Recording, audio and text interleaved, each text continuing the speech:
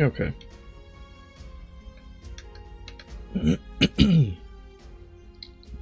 Oh, we appear to be dying.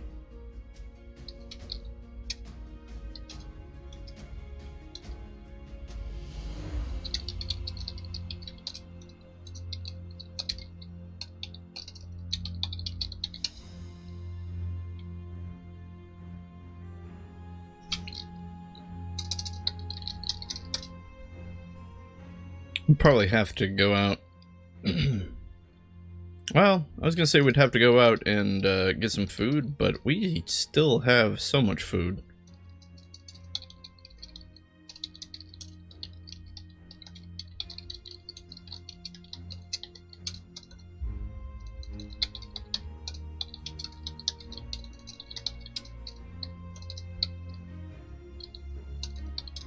Okay.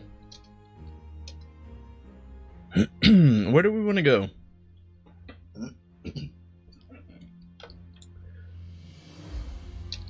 Looks like there's a section of houses in Aragal Street we haven't mapped. Let's knock these out real quick. Another pigeon. Often you don't meet pigeons outside the center square. Wow, they're dropping a lot of food here.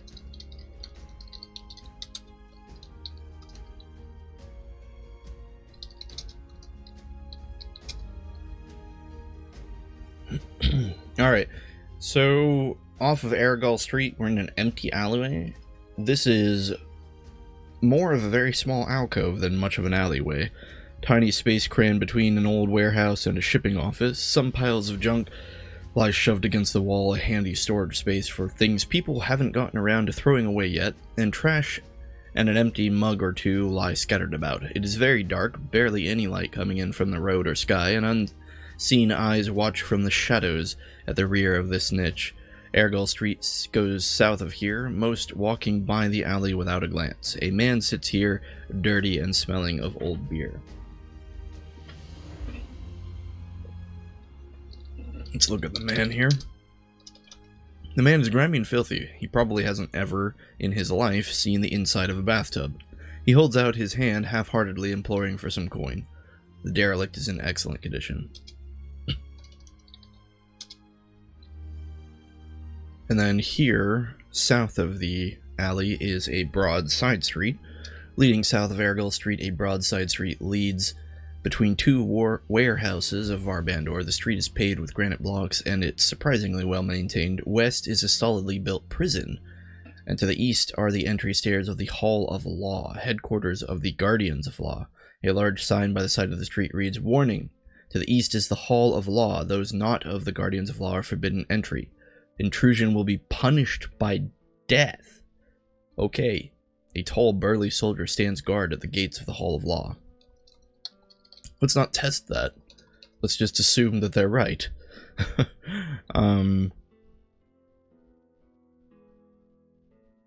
So let's just try going west into the prison.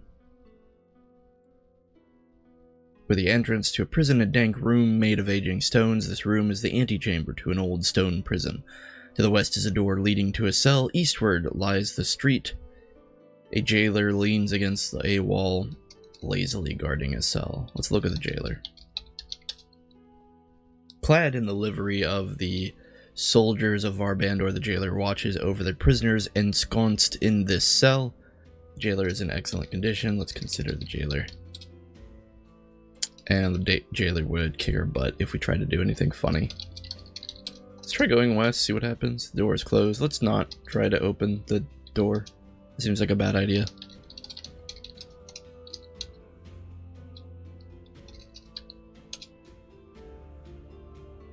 Oh.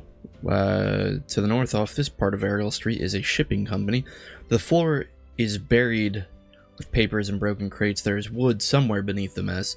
There is a table in the room also, and several chairs. A brass candle holder lies lit on the table, and amazingly, the tabletop is in pristine condition. There are two neat piles of paperwork in separate bins, one in, one out. A woman sitting at the desk looks up as you enter. Let's look at the woman. The woman is apparently the wife of the owner. She helps run the business and keeps him organized when the work seems to all pile up. She smiles welcomingly at you and inquires how she may help you. I don't know. How can she help us? Can't do a list. Let's say shipping. Say help. Say, what do you do here? Okay, I don't think we can do anything with this NPC. The west is the owner's office. These walls are covered in paintings of docks from around the land, each painting depicting ships and various various and wondrous shapes and sizes.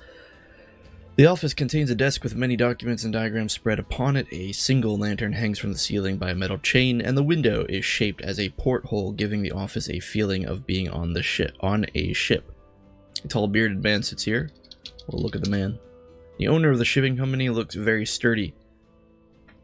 From his red face to strong physique, you assume he has spent his time himself on the ships he works with. The owner is in excellent condition. Oh my goodness. I just realized shipping, not shipping like shipping freight from one place to another. It's like a literal ship building company. Anyway, we'll just carry on our way then. I don't think we have any need for literal ships. Now we're in the Beast and the Bandit. The entrance to this bar arcs high above head, allowing easy entrance for even the tallest of Alatheria. A large statue stands by the doorway, carved in the finest of detail. Lingering in the air is the smell of cooked meat, alcohol, and burning wood from the fireplace. Hung upon the walls are trophies from different beasts of the land. A handful of large tables are spaced evenly about the room. The bar itself is a long plank, cut from a dark ancient oak. A tall archway leads to a lounge further to the south. I cannot read today.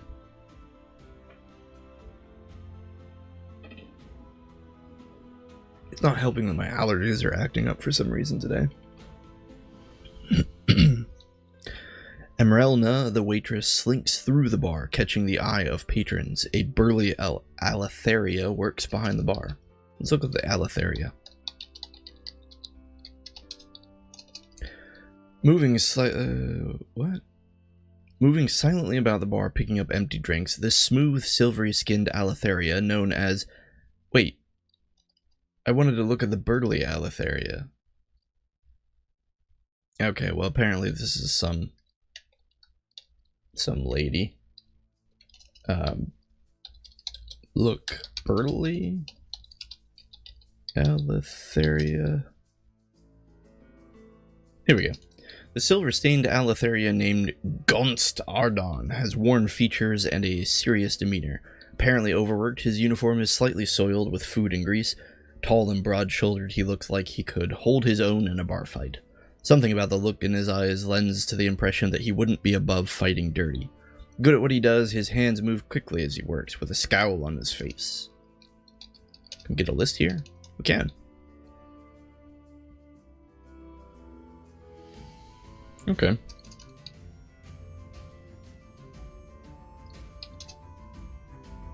South is the lounge of the Beast and Bandit. This large room has many comfortable chairs placed about the room. An oaken stage surrounds the western wall of the lounge, many of the chairs facing it. The walls to this room are thickly padded to control and absorb sound. The floor is made from wide planks of oak and is large enough for many people to dance on. A large, solid-looking door arches high overhead, lending entrance to the back room to the south. There is a Nefortu and a bouncer here. Oh, the door to the south is closed. It's locked, so we can't go south. I doubt it would be a good idea to upset the Alatherians.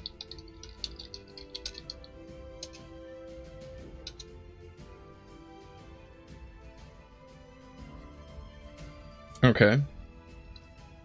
Well, those were the rooms off of Argyle Street that we missed. Let's try going this way. off of Ilrin Street. Let's take a west. Wait, why didn't that get mapped? Oh, we stopped mapping, that's why.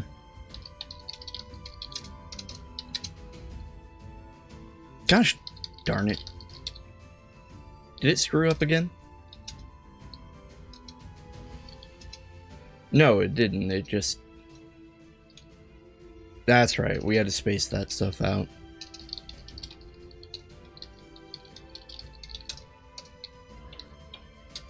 Okie dokie. To the west. The entrance to the Watchers Guild. I think we've been here before. Yeah, we can't go west.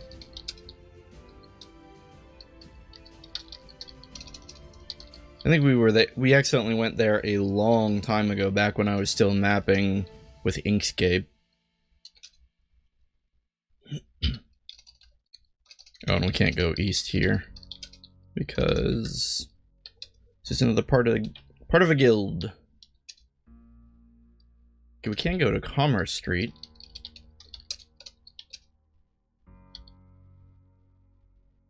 Surrounded by newly constructed buildings, Commerce Street winds through the merchant quarter of Avendar. All around are signs of great wealth, the gold that flows from the prosperous trade evident in the buildings, the clothing of the citizens, and the meticulous maintenance of the street. To the north is an elegant inn, and to the east is Ilrin Street. I don't really want to go to an elegant inn, but I figure we might as well get it on the map. Merchant's Coffer Inn, an elegantly decorated building of the finest construction. The Merchant's Coffer Inn serves the elite mercantile? Can never remember how to say that. Mercantile class of Avendar, with its gourmet dishes and superb wines. Meticulously clean, the tables are carefully laid with a fine silver and delicate ceramic dishes. The faint sound of sophisticated music floats through the inn. Is there a table here? Or a desk? To the west is the music room. It's music with a capital M that rhymes with... Nah, I already ruined it. A small side alcove for musicians and bards. The music room is lined with shelves heavy with sheaves of sheet music. A comfortable couch is pushed against the back wall, and several wooden stools sit around in a circle. The inn is to the east. A pompous Aelin merchant strolls along, and a well-groomed Cancoran reclines on a couch, who apparently has a quest for us. Sure, we'll take a look at your quest. A well-groomed Cancoran says, "Feels like forever since I was up north. I sure could use some of Kitten's crab dip. If you're heading that way, think you could grab some for me? I'll make it worth your while."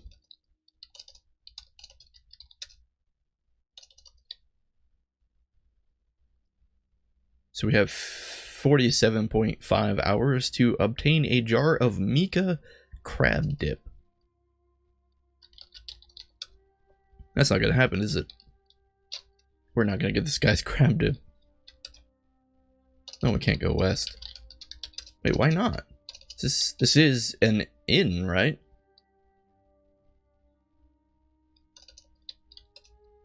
What if we just open west? It's locked. Weird. I couldn't even find a way to, like, get a room. Oh wait, the innkeeper surveys his domain with domineering glare, but we can't get a list from him. Maybe if we say room? Let's look at the innkeeper. The innkeeper of the Merchant's Coffer maintains the inn's reputation by keeping all riffraff out of the dining area and carefully selecting the patrons allowed to eat. Ah, I see. We're probably not exactly considered a welcome patron.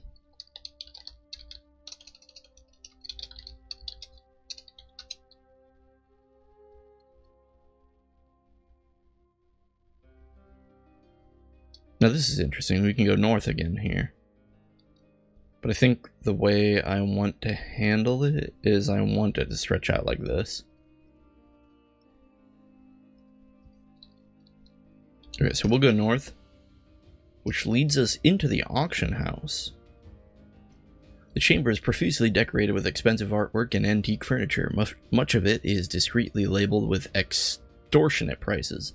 Several rows of bench Several rows of bench seating dominate the room, facing a podium set atop a small stage. The room is brilliantly lit, allowing excellent views of the merchandise for sale here, and seals of the Merchant Council licensing are prominently displayed. A sign sits atop a table on the side, detailing how proceedings occur here. A grand double doorway opens southward into Commerce Street. Well-dressed auctioneers here examining a list of goods. Welcome to Laris. We hold auctions here daily. You may look at the sign for further details. Alright, let's read the sign. Auctions occur daily at 9 a.m. To bid on an item for auction, simply bid or say I bid in order to bid on items currently up for auction. The bidding increment is 1 gold piece. Please ensure you have enough money to afford your purchase. Failure to pay the auctioneer is an imprisonable offense. That's cool. So this must be... We kept getting those messages of like, oh, so-and-so is auctioning this. And I never knew where to go. In fact, I'm going to color this room bright green. So that way if we want to go actually buy something from the auction one day, we'll know where to go.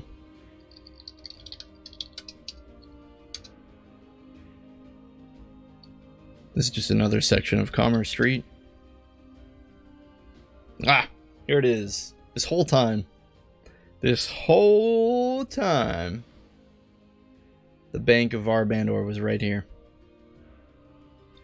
That's okay though. I think we probably still would have ran out of money if we could withdraw our 8 gold and would have still needed to go out and hunt things. The most notable feature in the bank is the line of teller windows far along the wall. The keen eyes of bankers peer out from behind the barred windows, scrutinizing their clientele. Plants and small wooden benches provide the decor for those waiting for service, and a doorway leads southward onto Commerce Street. How do we... I can't even remember how to bank now. Do we do balance? You have 1...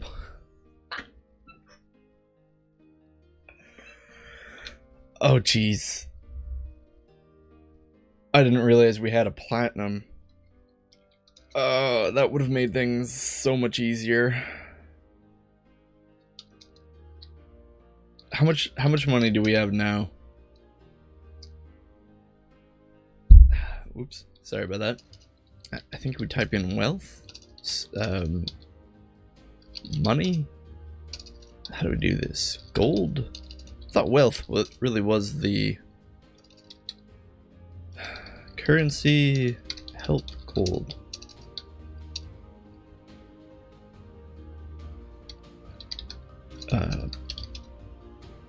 Well, I know it's listed here on score. I just don't remember where. Value? Why can't I find this? I can never... Where is it on the score sheet? Oh, there we go. Wealth. 23 silver, 89 copper. Maybe we should add our wealth to the hub? Nah, we don't need that. So what do we do? Do we withdraw this or do we just keep it here? Is there interest? Is that why we have so much money? I don't think so. I don't think there's interest. I think the whole point of the bank is that it prevents you from losing your money when you die. Well, we've got the bank at least. We'll know it's there if we need it. If we need it.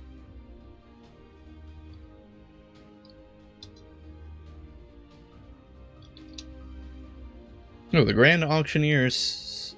The Grand Auctioneer auctions. Step right up. Now auctioning off a small crate of a regular potion, certified safe for consumption. Okay, let's go try auctioning.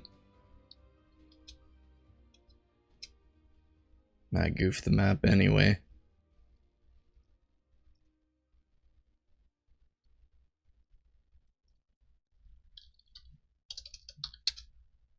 Okay, so it starts at a gold piece? No, wait. We want to bid. Say bid. Gosh darn it. What's the time? 8:30. You only gave us like... Hold on. Read sign. Simply bid. Unfortunately, auctions are closed right now. Well, you're no fun. We should probably actually withdraw gold. Or 2. Okay. Withdraw gold 2. Syntax. Oh, we have to type withdrawal amount 2 gold. You withdraw 2 gold. Good. I don't know if they'll be willing to convert our silver into gold pieces, and I don't want to get thrown in jail. Man, I wanted a weird box of potions. Oh well. We'll have to be quicker next time. Those auctions run quick. Okay, we'll open west. Actually, I need to get this on the mapper, so we'll do this. Open west. Ooh, we're in a sparse hallway? You stand in a sparse hallway with polished wooden floors and plainly decorated walls. Inexpensive lamps give off a smoky, flickering light, which only partially illuminates the passage. The floor is covered with a plain frayed carpet. The hallway runs north and south and branches to the west. A large door set in the east wall leads back out into the street. An armed guard stands watch over passerby. You are hungry. A messenger strides in from the street, carrying a message from the Merchant Council. The messenger closes the door and strides off to deliver his message. The messenger opens the door, carrying a message from the Merchant Council, and closes the door. Oh, that's cool. This NPC, like, was smart enough to... Gosh darn it. Sorry, I keep knocking the mic. The messenger was programmed to open and close the door. It's pretty neat.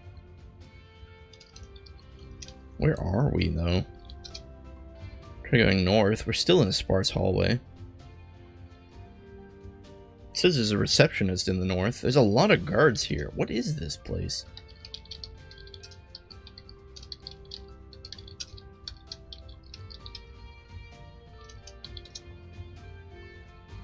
We're in the reception room. This spacious room has been decorated with moderately expensive furniture and appointments. The smooth wooden walls have been painted a deep burgundy, and the floor is covered in slightly frayed but tasteful carpet. Brass lanterns hang on the wall, providing warm light. A long desk covered in papers is here. A man dressed in conservative robes stands behind the desk.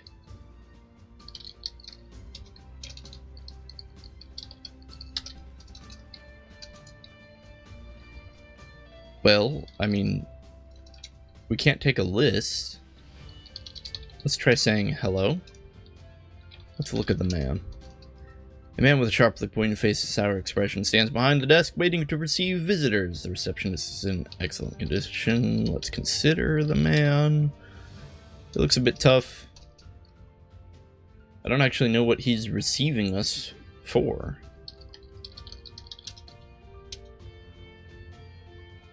West is just another part of the reception room. A couch lined in red velvet is here. A finely dressed merchant goes about his business. What is this place? Seems that we can go up here. Let's try going up. Corner of an elegant hallway sitting atop a lacquered wooden stairwell. This elegant hallway runs through the top floor of the Merchants' Council. Various oil paintings hang on the wall, each with their own gilded brass frame. The floor is made from oak boards and each varnished to smooth finish. Keep adding letters here. The corridor is square with the north and east walls, with 2 lanterns hanging on either side of the corner to provide light. To the west are the offices of ranking merchants, and to the south it heads past the council's meeting chamber and on to the offices of the head merchant. So we seem to be in some kind of merchant headquarters. In fact, all of this just seems to be a very large merchant headquarter place.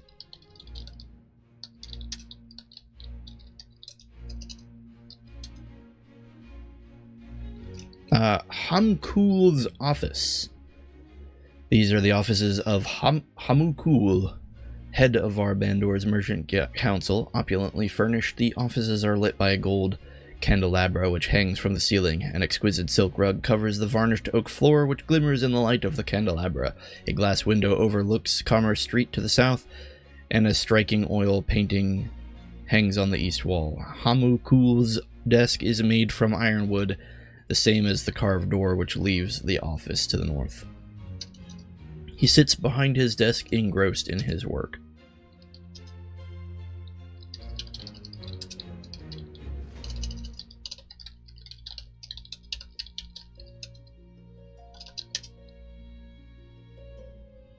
Boy, this place is huge. This is a council chamber. I think I'm going to skip reading the descriptions here because they don't really seem that important to us at the moment. It's just, this is just a big merchant guild.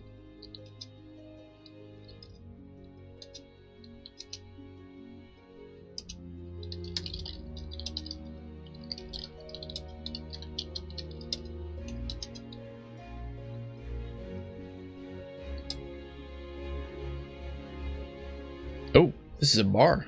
A bar in the Merchants Guild. A large oak bar runs across the southern wall of the room, polished a deep brown. The bar is long enough to hold 10 people sitting at the stools that run along its length. Behind the bar are several casks of ale, a rack for wine, and several bottles of more exotic liquors.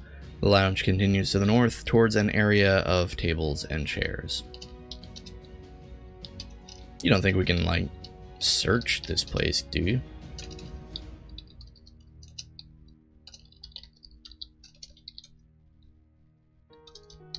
No, it doesn't seem like it.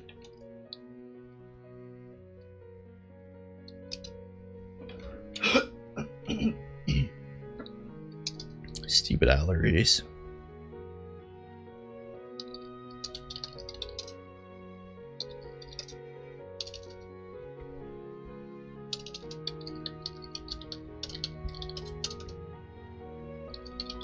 Something terrible has happened here.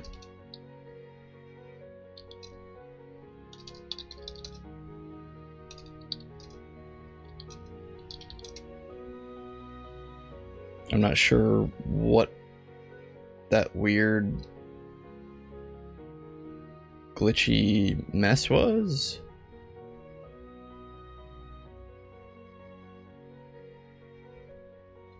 Guess I'm just gonna have to assume that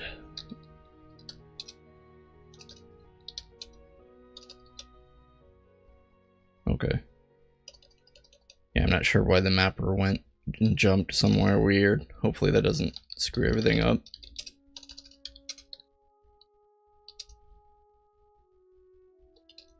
We're in an elegant hallway.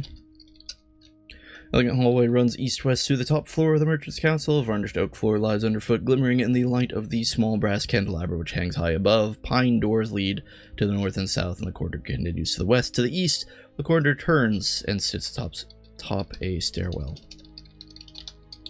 There's a lot of rooms here, but nothing really to do.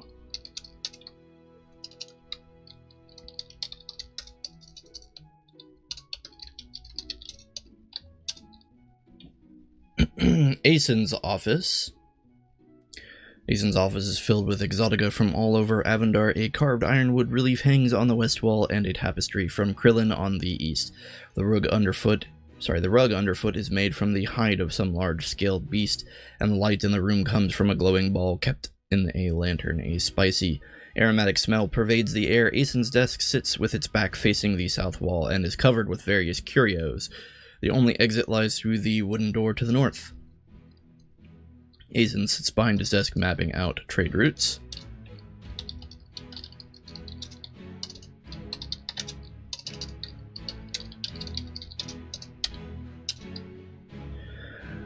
Damiel's office. I'm just gonna skip the description there. I don't think we really need to read these.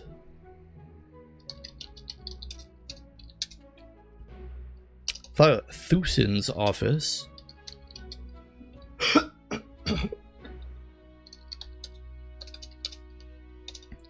Janthan's office.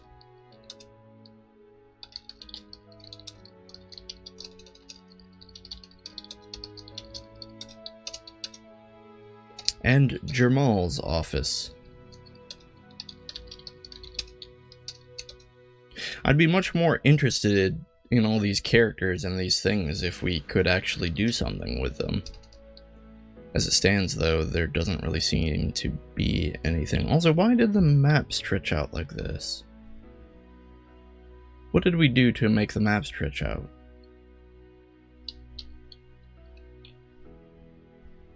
Oh, I wonder if it just automatically stretched out when we made the second floor of the Merchant Council. It's okay, we'll be able to just put it back like that.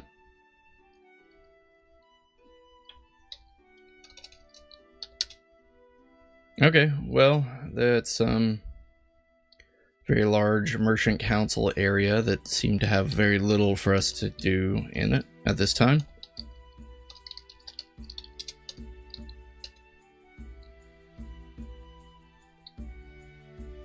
My goodness, we're in another sparse hallway to the west.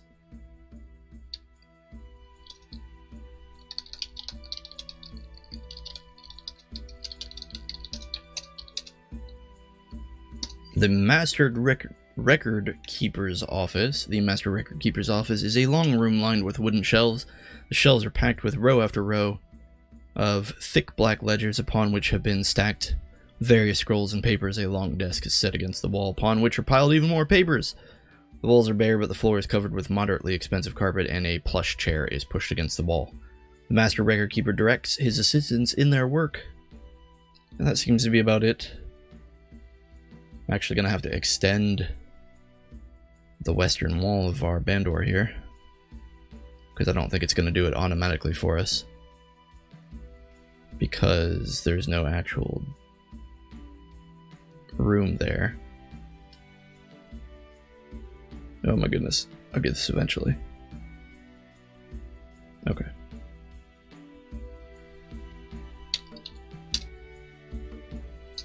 West is just a continuation of the Record Keeper's office.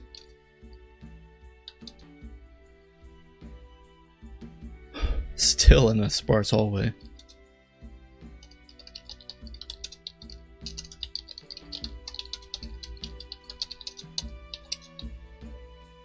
The archives. This dimly lit room is packed from wall to wall with shelves. Piled high on the shelves are scroll upon scroll, side by side, which stacks with stacks of ledgers and piles of paper. Each shelf is marked with numbers and letters, apparently a sort of filing system. Small stacks of papers and scrolls waiting to be filed sit at the foot of the shelves. A door to the north leads back into the hallway.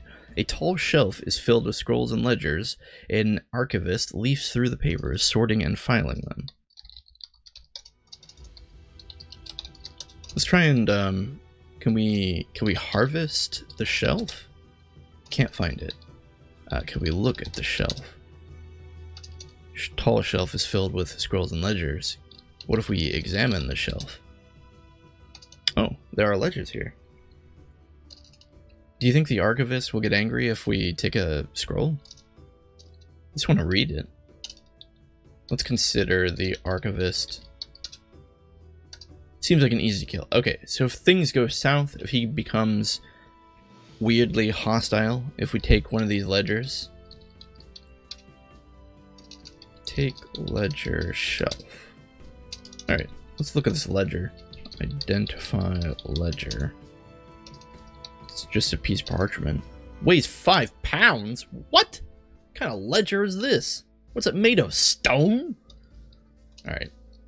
We'll look at ledger. Thick ledger is filled with a column of numbers written in nearly eligible link. Let's read the ledger. Oh.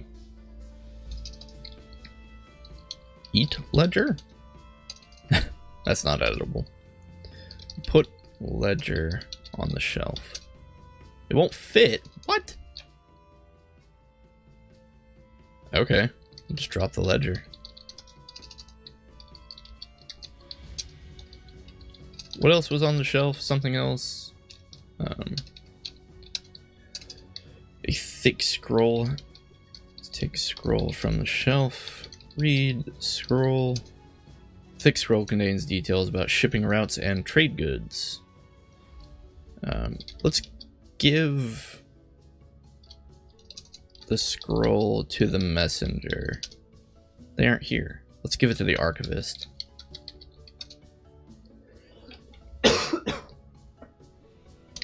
Alright. Gave the scroll to the archivist.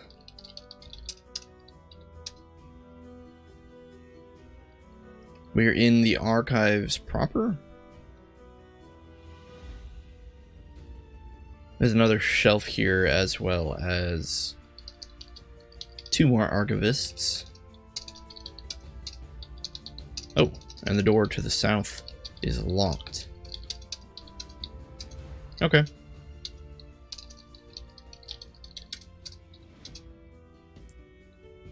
Oh my goodness, we're in another hallway. There are 3 sections of buildings here. The one to the north is the council, like the Merchants Council. To the east seems to be an archival location. And now we're in heaven knows where.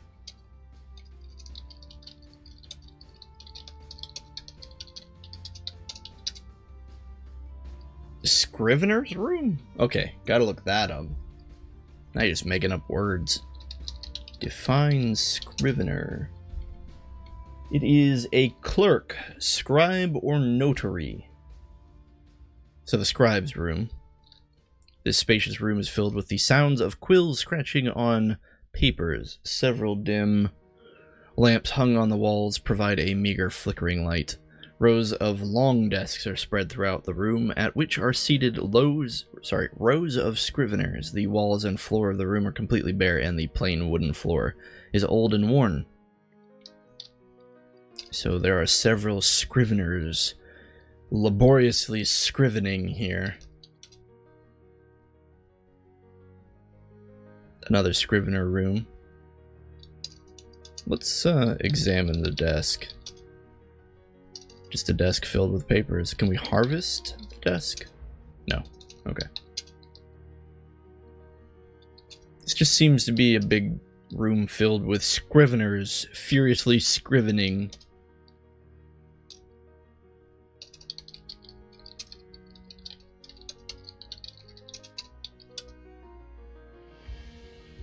And here is a waiting room. An errand boy stands waiting for an assignment. Huh. So this must be kind of like the courier office, where they are sending messengers out to go do things. Oh well. Well, that was kind of, I don't want to say pointless.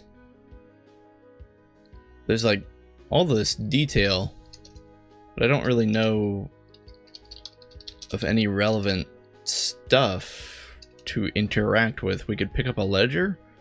We couldn't really do anything with it. Maybe this is all quest related or something.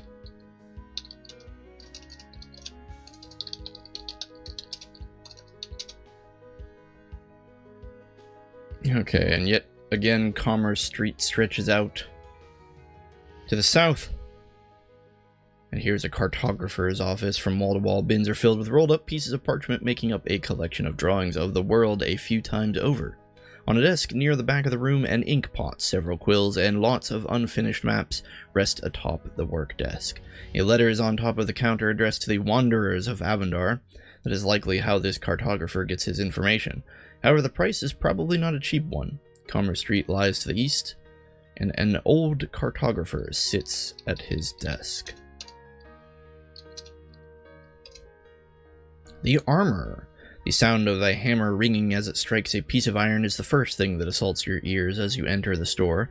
You can also hear the whishing of the bellows as it blows into the furnace to increase the heat of the fire. Shirts made of fine steel, legging sleeves, and assorted mails of all type are all on display, hanging from the walls.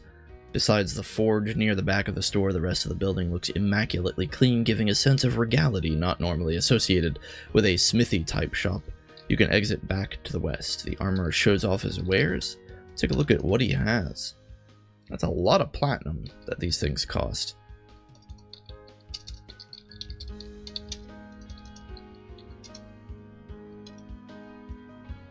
Commerce Street continues. There's a gem store. You can buy gems from this guy.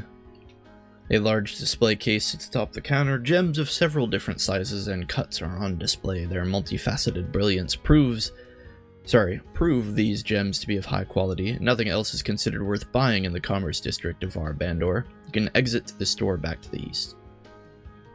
Wow, nothing else is worth buying? Not even the armor? And now we're at the Gleaming Blade. Torches adorn both sides of the walls and sit upright in their gilded holders. Their light flickers and causes various bladed weapons to glint sharply. Several studded maces and various other weapons of destruction are lined along the walls and weapon racks. A spinning stone wheel used for sharpening blades stands near the back of the shop with a bucket of water next to it to help with the enormous amount of heat produced during the process. You can exit back to the west. A crude net woven from fibrous roots is here. The weaponsmith polishes his arsenal, keeping it in good condition. Why is the net referenced? Let's look at the net. It says a crude net woven. Well, okay, let's examine the net. That's it. Alright. Let's look at the weaponsmith. Weaponsmith, one of our Avendar's most successful merchant, cares for his merchandise with the eye of a loving craftsman. A lot of stuff to buy here. All of it out of our price range.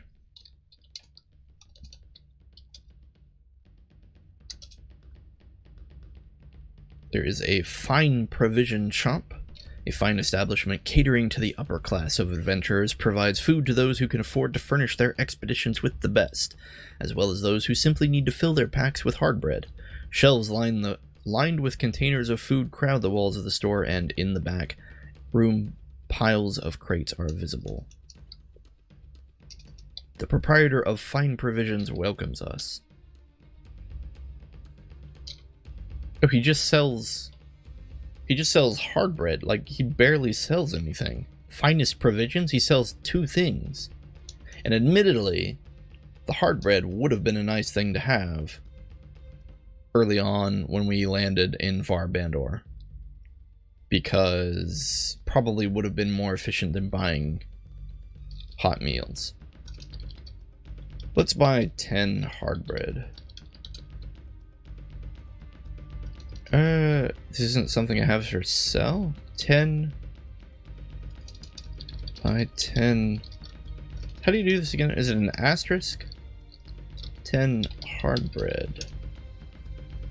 You buy a piece of hard bread, 10, for 2 gold and 2 silver.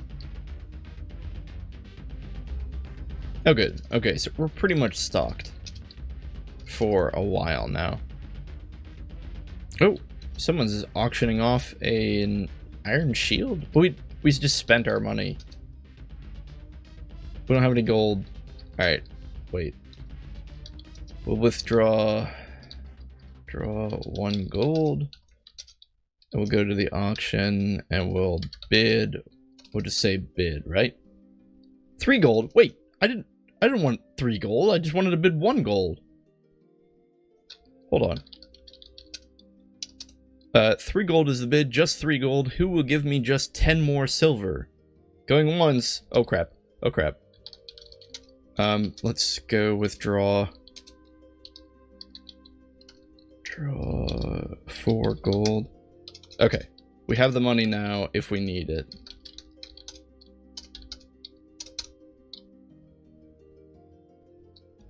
Did we win?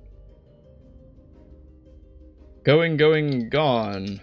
Sold to Solaris for the price of 3 gold. The Grand Auctioneer comes to give you your winning bid. The Grand Auctioneer gives you a banded iron shield. Okay. Well, it was probably... we probably got ripped off. Oh, it's humming. What is this humming?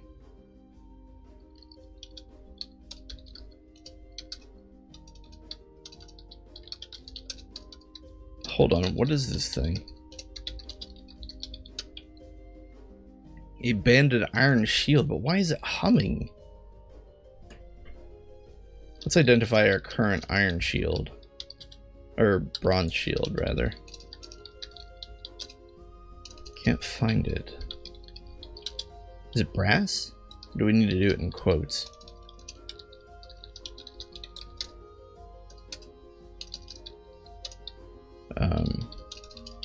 Remove shield copper.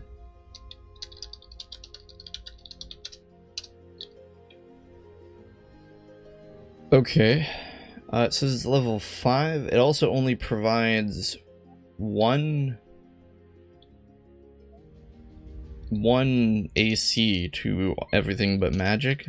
And then let's identify the iron shield.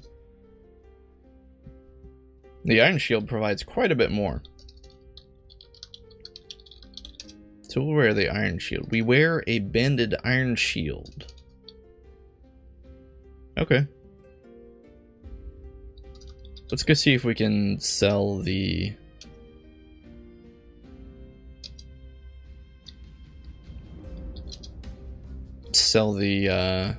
copper shield at... Yeah, here we go, the gleaming blade. Sell copper shield. The weaponsmith looks uninterested in a copper shield. It's probably beneath him. We'll just drop the shield.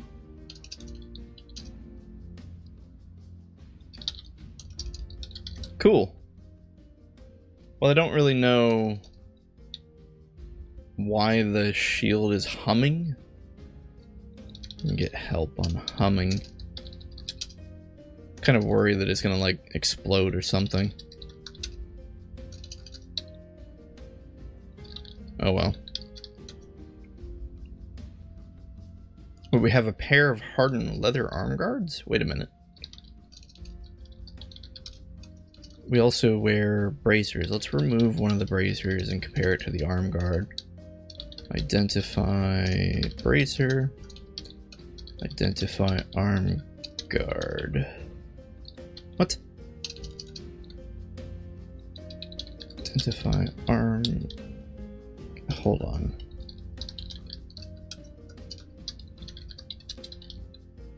Hardened leather?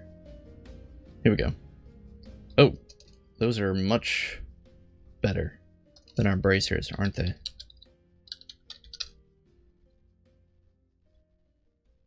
Yeah, I mean, the bracers increase our HP a little bit, but that's not really like the end of the world if we lose that. Okay, let's wear the arm guard.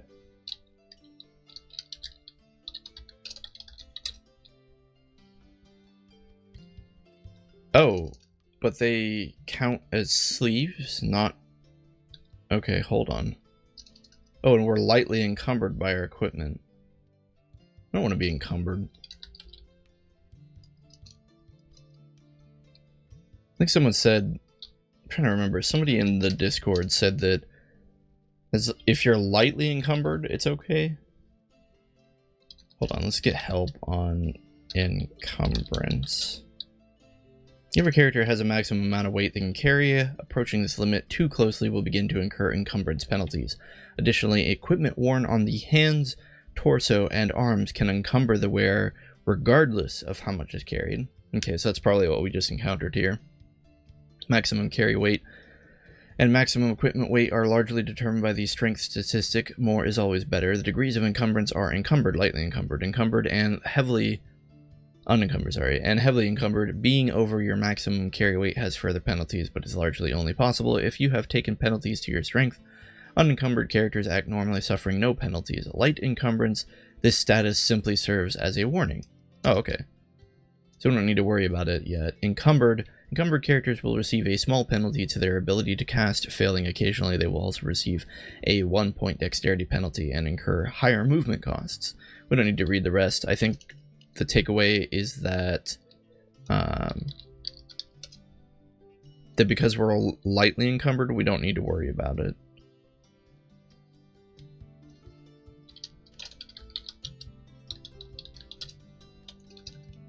However, I didn't realize that the arm guards were sleeves, so we should compare the sleeves to the arm guard. The sleeves give us one of everything, and the arm guard gives us a little bit more. Both affect our... well, no. The sleeves increase our chance to hit.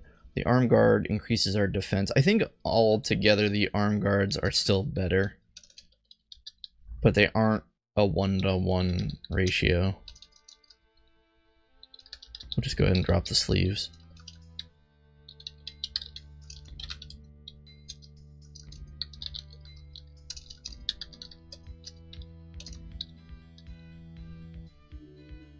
Let's see if we can sell that polished sword to the place to the west, or the east.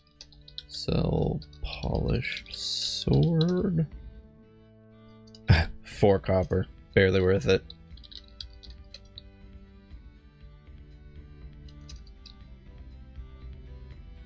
We have a light club. Let's sell the light club for 1 copper.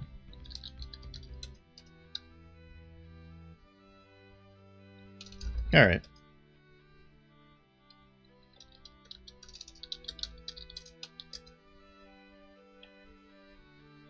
This place is the General Outfitter. This is where the upper class comes to buy more general things needed to exist. From candles to boxes, the shop has everything that an individual might need to live a productive life.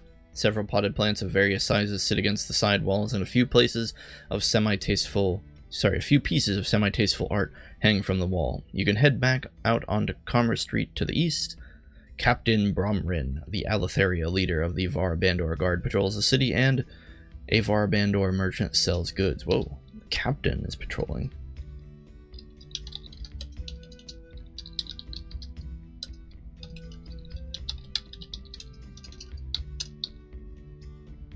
Alright, what does this place sell? Incense, wax, fire kit, sheet of parchment, torch, hooded lantern, a burlap sack, and a water flask. Water flask is a little bit tempting.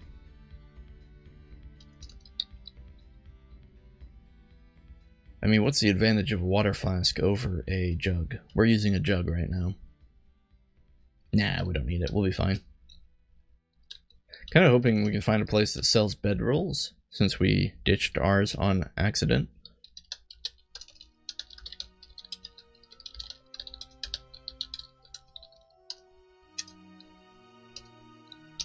Beligil's Mansion. This enormous mansion, built by Beligil, Var Bandor's chief merchant, opens before you in grand enormity. The ostentation of the house is overpowering, with a gold trim on every wall and banister, crystal chandeliers hanging from the ceiling, and plush thick carpets lining the floors. The house continues to the west.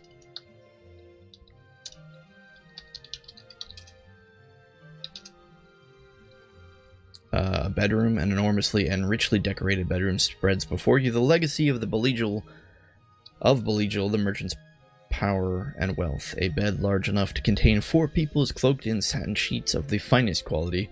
On the walls are oil paintings done by masters of art. To the north is the entrance, and to the west the dining room.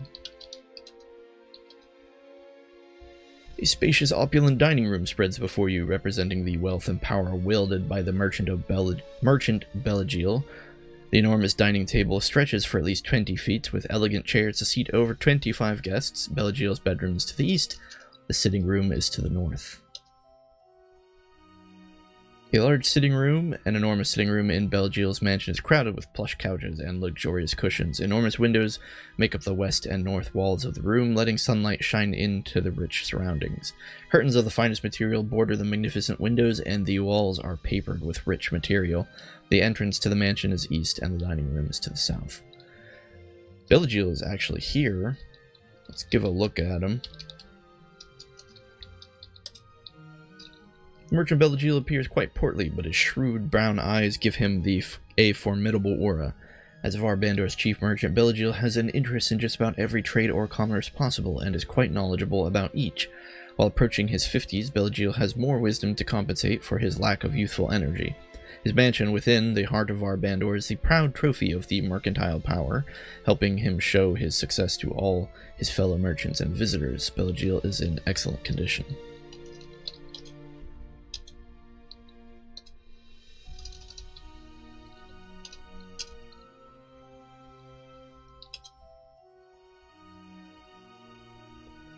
We're in some place called the Rare Nefortu. A small and elegant affair, this shop fits well in the upscale merchant quarter of Avendar. The hardwood floor is polished cherry, partially covered by a fine area rug. With matching wood paneling, ornate sconces are mounted throughout the room, lighting the room with a warm magical glow. The south wall is decorated with a gold-framed landscape of Lithling Valley and its vineyards, with low racks beneath to show off some of the store's rich inventory. A long counter is on the eastern side of the room, the surface finished in black. Behind it, a portrait of the establishment's titular Nefortu hangs proudly for all to see. A set of stairs against the west wall lead downward to a lower level, an engraved gold plaque placed on the wall just before the first step. A wooden door to the north leads back out to Commerce Street. Magellanin greets customers from behind a dark counter.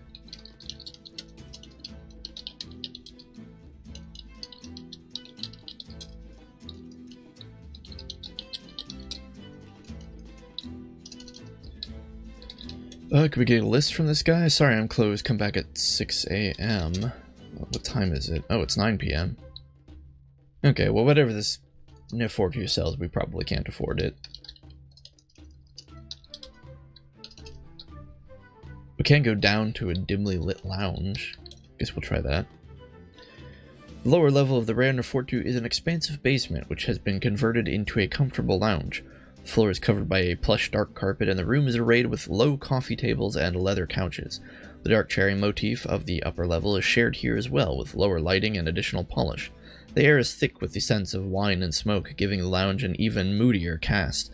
The entire ceiling is mirrored, catching all of the muted colors below and granting the room additional perceived size. That's pretty cool. A stairwell on the west wall leads back up to the store proper.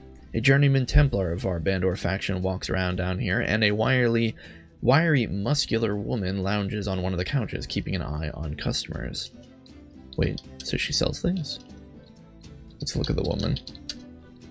The woman seems strong and capable, her muscles slim but clearly defined. Her hair is a dark chestnut brown, cut short in a style that does not particularly flatter her square face. Despite her unremarkable appearance, she watches customers alertly and intently, clearly ready to put down problems at a moment's notice. Though she tends a wine glass in one hand, she seems to nurse it, only sipping from it but rarely. A human bouncer is in excellent condition. I see, so she's a bouncer.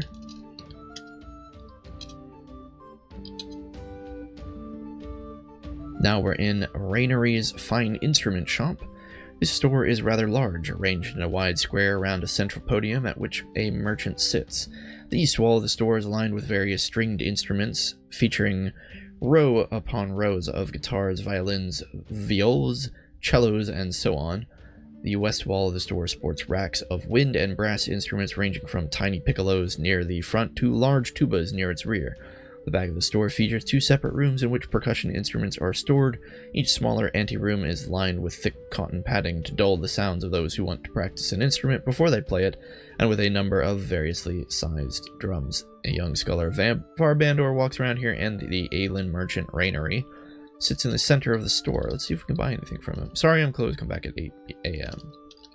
Right, it is kind of like the middle of the night right now.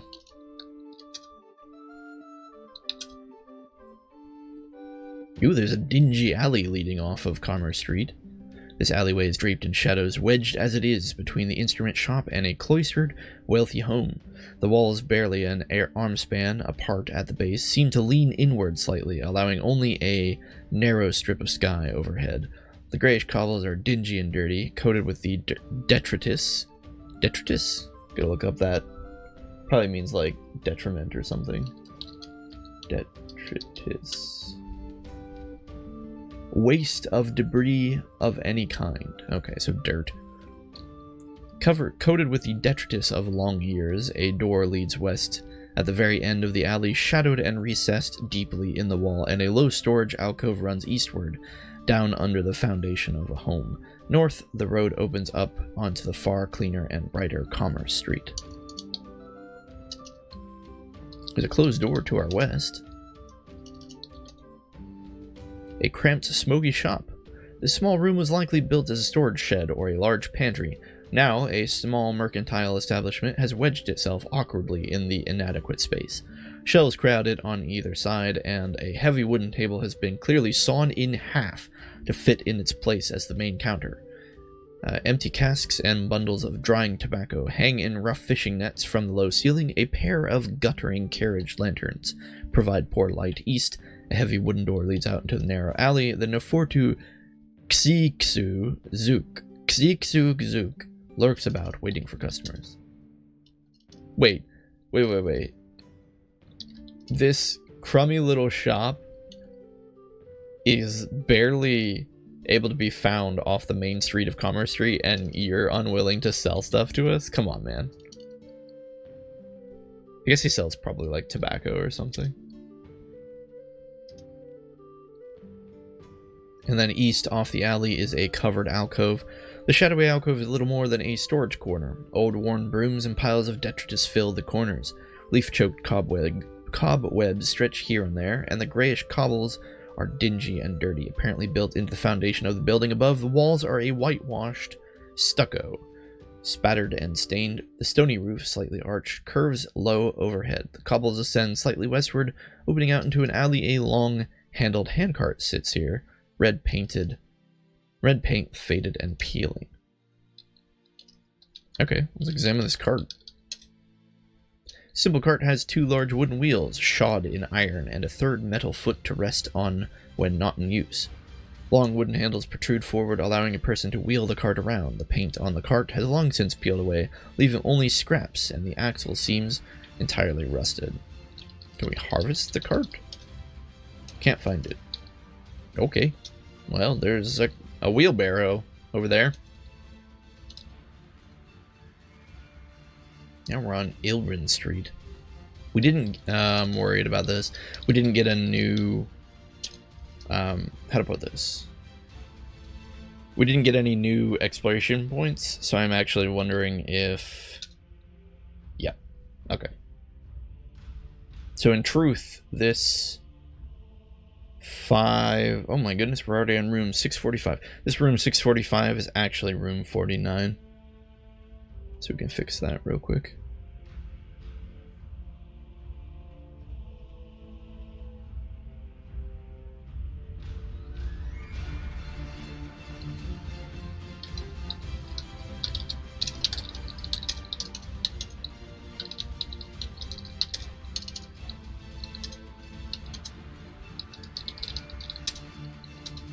There we go. Looks pretty good.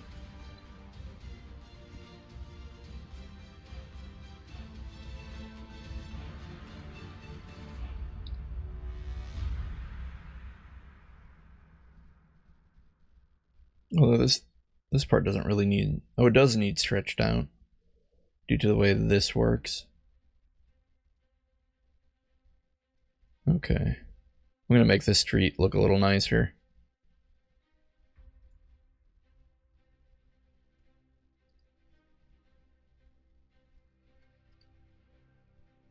It doesn't look great. Maybe we should do it like this. That way it's a little more balanced. Okay. So a lot of shops, more than I originally anticipated. It's quite a jump. Hang on. Let's do it like this. More shops than I originally anticipated. But it makes sense. The place is called Commerce Street.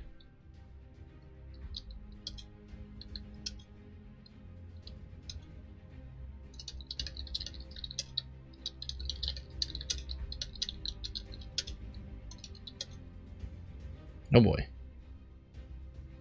This door opens up into a place called the Forge of the Golden Sands. This cramped low room is thick with a smoky haze, the dry warm air heavy with the acrid smells of the forge. A large cluttered workbench fills one corner entirely covered with scraps of metal and a jumble of tools. In another corner, a round forge made from bricks of shaped clay glows brightly, the orange-red light pouring through the small grilled opening. A low counter divides the room from north to south, and several low cushions of rich fabric have been set out for customers to wait upon.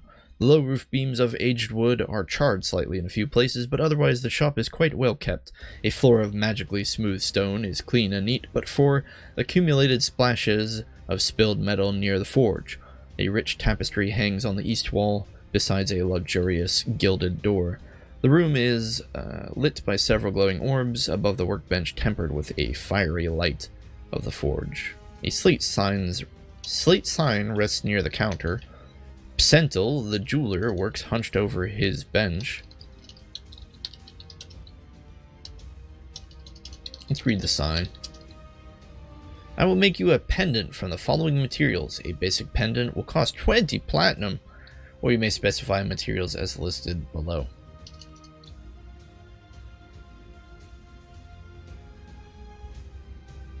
Okay.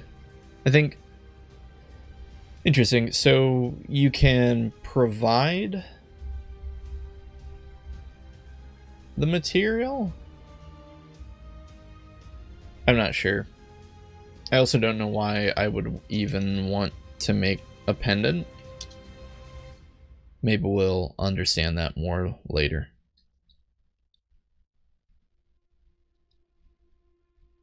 However, does that do it for Ilrin and Commerce Street? I think it does. I think that's it. Cool.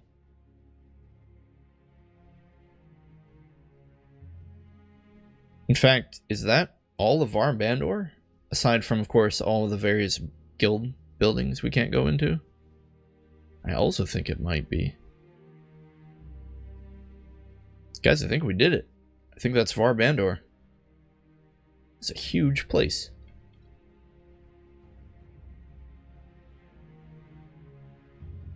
Okay. Well, we know that the majority of the shops are here. Well, here. We also know that there's a bunch, what, like, there's a couple here, like a magic ones. I think there was also blacksmiths up here. Yeah. Oh well. Maybe one day I will color code all of these squares to the various streets, as well as mark in symbols for the merchant locations, but for now, let's leave it as is. Where do we go from here? I feel like the whole world is now available to us. We've mapped all of Avendar.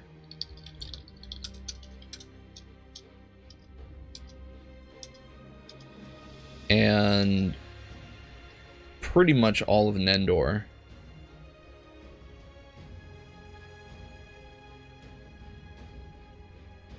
We could try the hills to the east here, although I seem to remember reading that there were giants over the hills. I don't want to mess with that.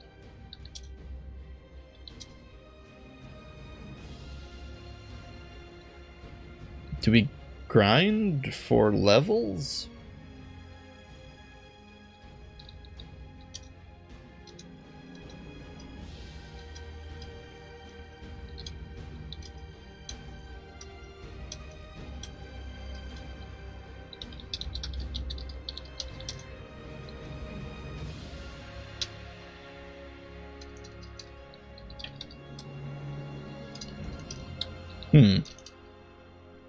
Try going north. Maybe we can, now that we actually have some money, we can pay our way through the ferry.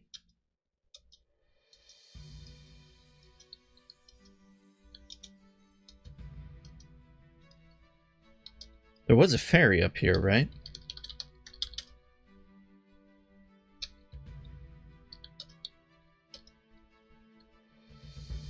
Yeah, here we go. A ferryman stands along the river offering transport to travelers, because we can't actually go north.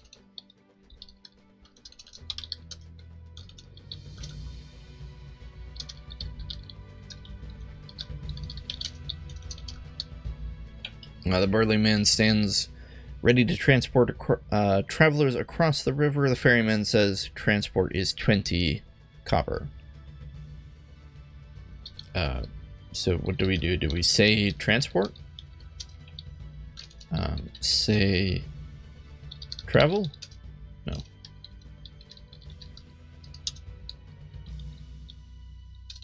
Say 20 copper?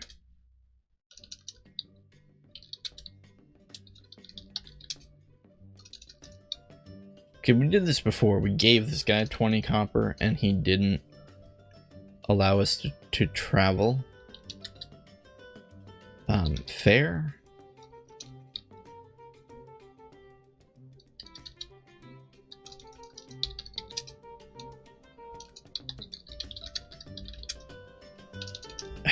I don't know how to do this.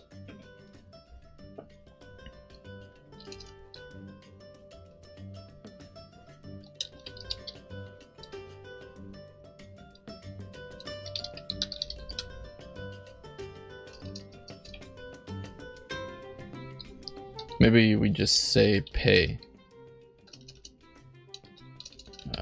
P-mote pay ferryman.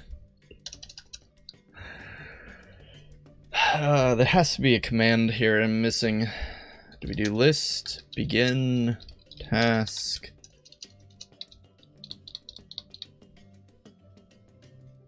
Help?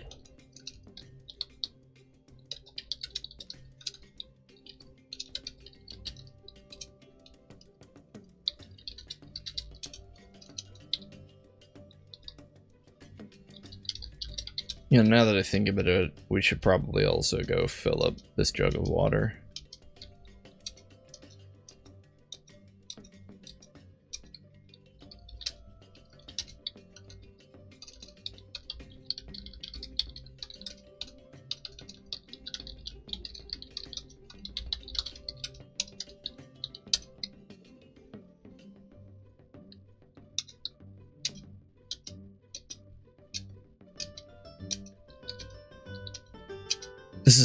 This is the true challenge of the game, is figuring out how to pay the ferryman.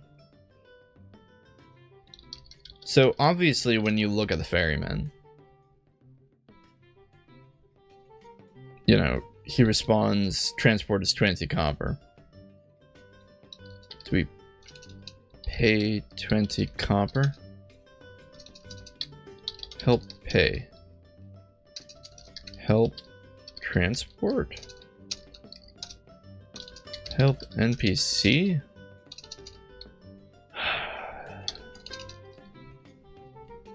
Bloody hell, we have the money.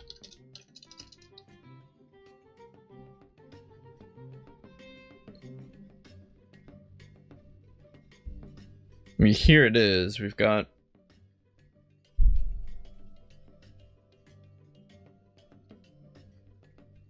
wealth, 2 gold, 21 silver, 94 copper. I guess it give 20 copper to the ferryman.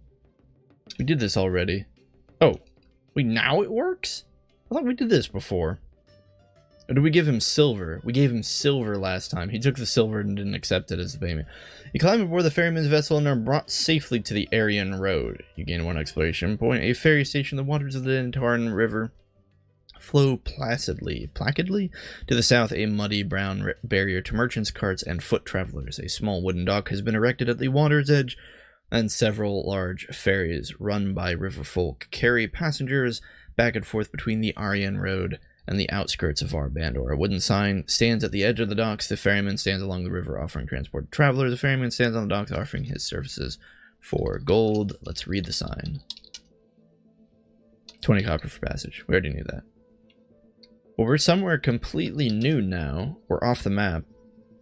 We're in the Aryan Plains. I'm gonna... Actually, can't remember how to do that. I think we do start mapping area. Hold on.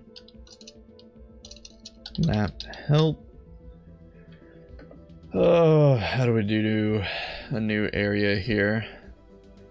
Map show, map. Start mapping, optional area name.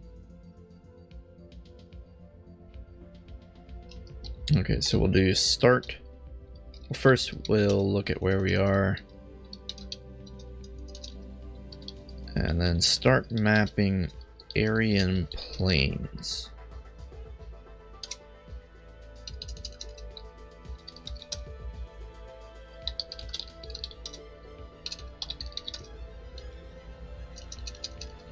Gosh darn it, it thinks we're here when we're not.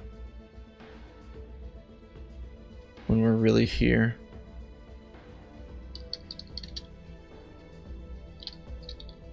Okay, that's okay. We'll manually add an exit to the north and south from this room. And hopefully that, now if we do a look command, is that going to put us here? No, it's still going to put us there. Art mapping Aryan plains. Gonna make sure to spell this correctly. A-R-I-E-N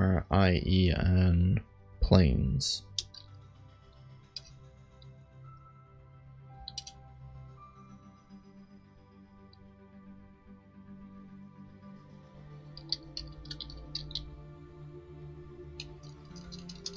Shoot.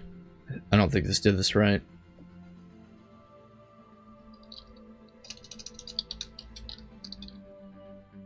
It added room 68 for some reason.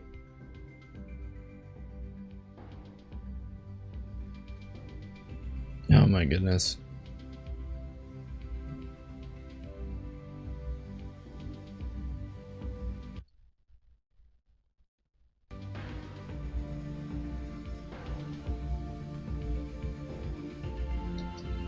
Pardon me while I correct this nonsense.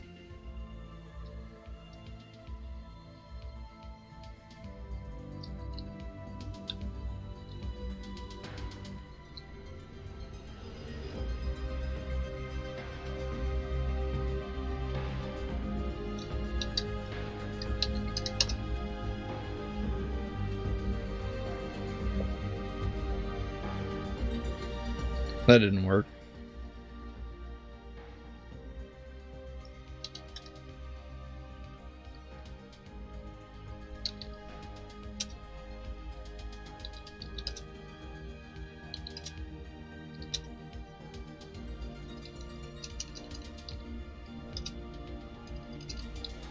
For some reason, it is not accepting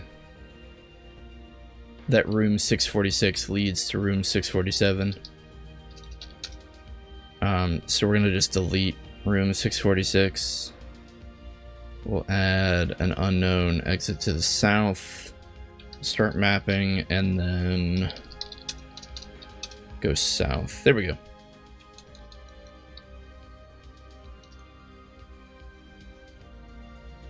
Not perfect. In fact, I'm pretty sure now Varbandor is missing its ferryman room. Because I think it got converted to the Aryan plains. Yeah. You can see here there's this room, and that should have... Wait, where'd the description of the room go? Should be up here at the top. I don't know why that's gone. I'm sure there's a way to bring that back. Pretty sure 67 though has an exit to the north. So we're just gonna add it in like this. Hopefully we'll just remember to fix that when we go back to Varbandor. Getting a new area to start mapping or transitioning from one area to another, it can be a little bit tricky. But after that, it's not too big of a deal. Oh, we don't have any more cabbage.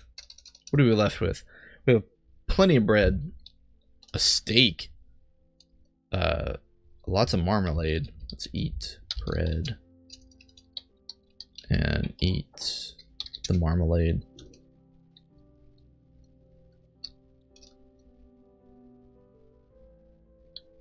We're probably good for a while.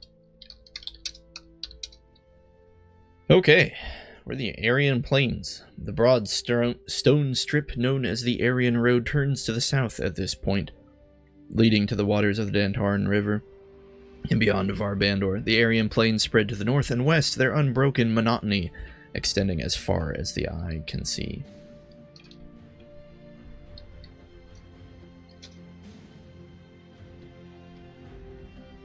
Yeah, we're getting just the same kind of description here for the plains, so I'm just going to forego reading it. We are in the plains, though. We should probably prepare ourselves. Heaven knows what we're going to run into out here. We'll cast wings and armor.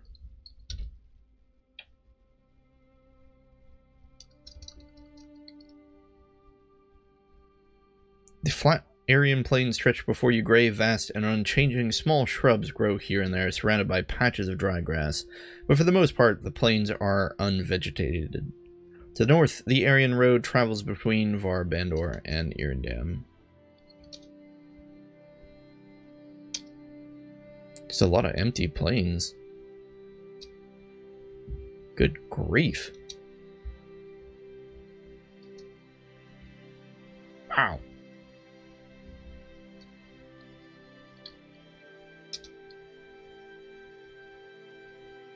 There's not even any, like, mobs in here.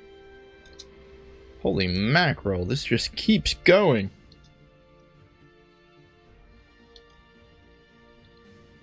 I feel like I've ran into a glitch or something. No. Okay, we finally reached the end. Look at that. Just plane after plane after plane.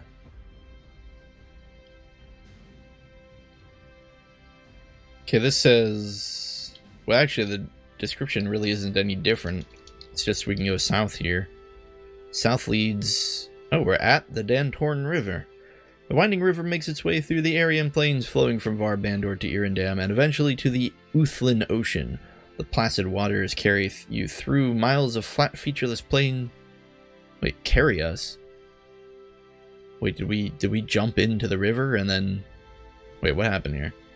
The placid waters carry you through miles of flat, featureless plains country. At times, the Aryan Road is visible in the distance to the north. I'm so confused. Did we jump into the river?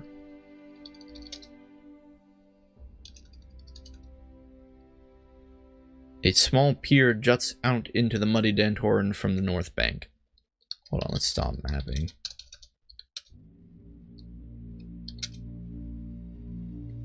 No, we're just in the river.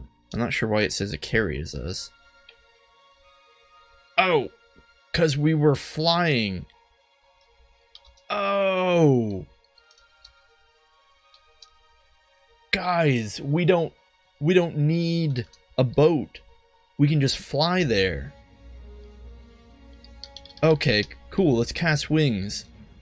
Ah, that's so cool. Oh my goodness. I never would have thought of that. Okay, let's make this blue. For water, of course. I don't like that blue. Let's try a different blue. Yeah, it's not much better. I just want a nice water blue. Hold on, let me see if I can define one. Maybe something like this? Maybe this will work. Okay, that's more of what I want. It's not perfect, but... Okay.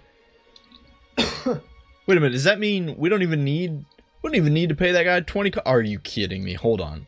Hold on, let's... Wow, it's very confused as far as where we are right now. Mostly because all these planes look exactly the same. Okay. We have wings, right? Like, yes, we're affected by wings of flame. So let's go south. Oh my gosh, we can just fly across. You are kidding me. You are kidding me.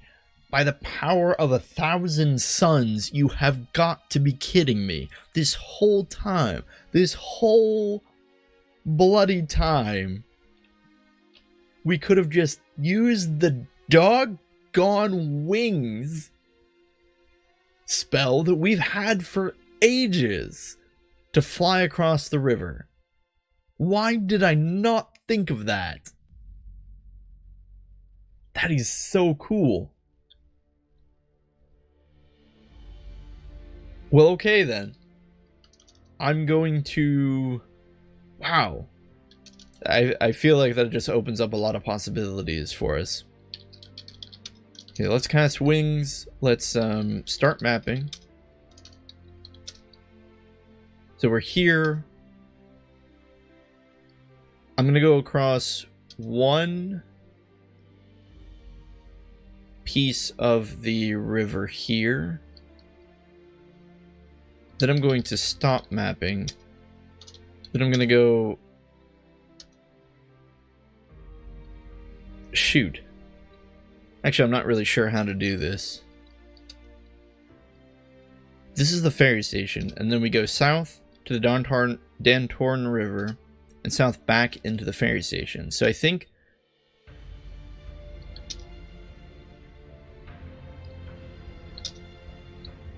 I'm going to connect 68 with... let's get the number. With 661.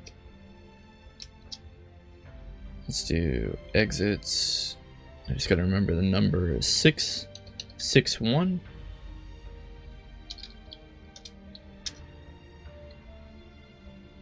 And then we'll connect 661 with 68.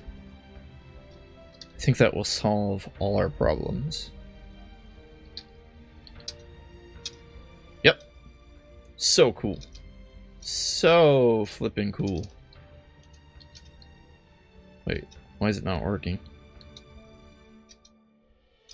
Okay, it works when we go north. There we go, it's working now. Gonna change the color of this so that we know it's water. Very nice. So nice. Alright.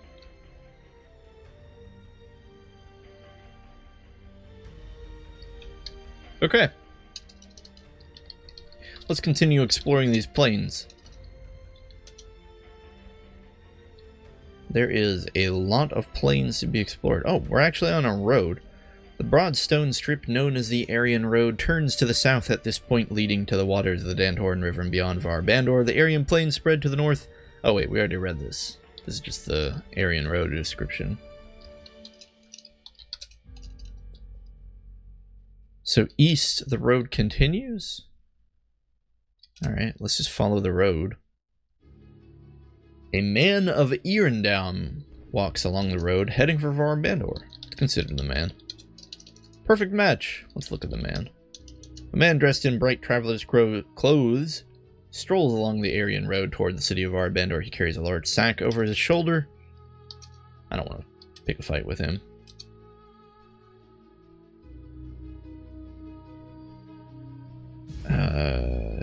Okay. Nothing here.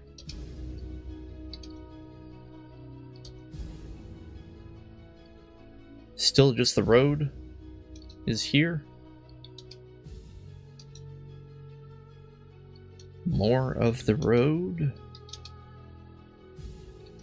More road. And again, if you hadn't guessed, more of the road. A featureless road. A wild road appears. Oh, there's a woman here. A woman trudges along to Erendam. Okay, I gotta pick a pronunciation. It's Avendar and Erendam. Dam or Dom? Erendam? Erendam sounds better, but Erendam... I don't know. Erendam. We're gonna say Erendam. Erendam. Erendam. Erendam? I don't know. Both sound right in their own way. Erendam? Erendam. I'm gonna say Erendam. I don't know why it seems to work better. It rolls off my tongue better. Erendam. Erendam.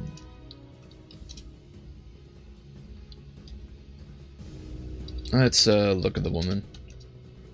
A common woman with a bundle of cloth at her back trudges along the back road to Avendar, hoping to trade the product of her loom for gold and goods. Her clothes are poor and her face is dirty, and she's obviously weary from the journey. We'll consider the woman. Looks like an easy kill. Sexist.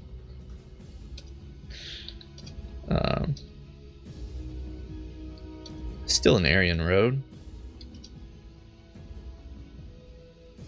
Oh, and the road stops here, because now we're back in the plains.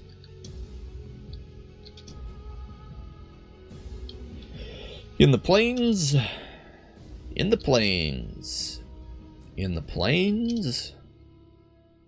And then suddenly, in the plains. The game takes a twist and puts us in the plains.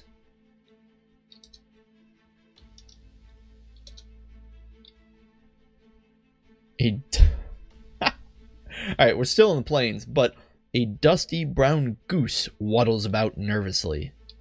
Let's look at the goose. Examine the goose. We're not really getting much of a description here. We've learned our lesson. We don't fight wildlife until we're sure that we can kill it. Let's consider the goose. You can kill a lesser dust goose, naked and weaponless. Alright, well, sorry goose.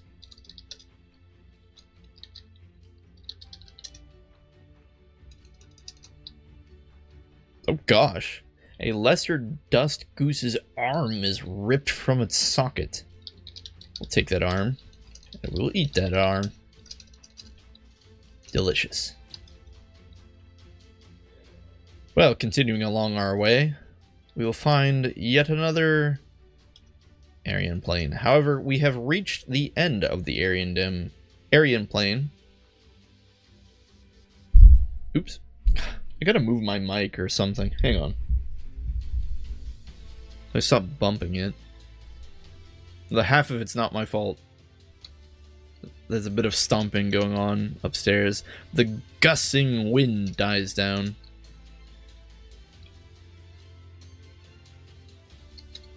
Aryan plains, Aryan plains, Aryan plains, Aryan plains. You know, if you ever run into a situation where you need exploration points, this is clearly where you go to get them. Like, seriously, you would just get... We've gotten... Okay, we started out at 647. Now what are we at? 688. So roughly 40 exploration points in about 5 minutes. It's quite a bit.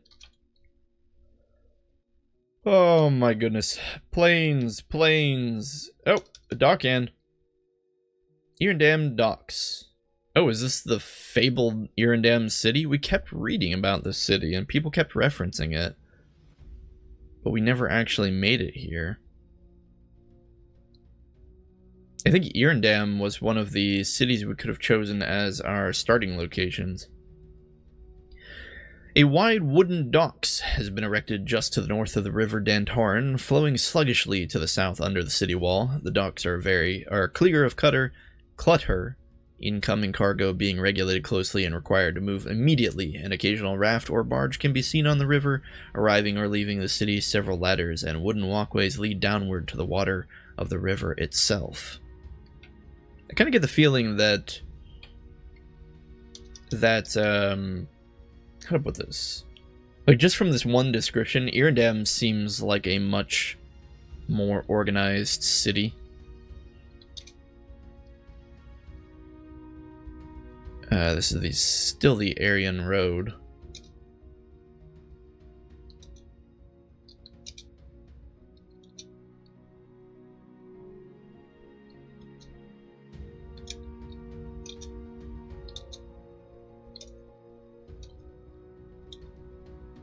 Basically, I just want to connect the road here.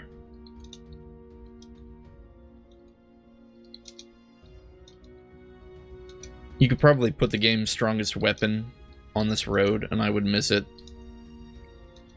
Because of how similar all of these rooms are.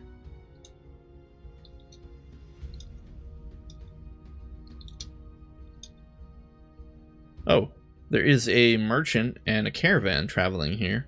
That's pretty cool.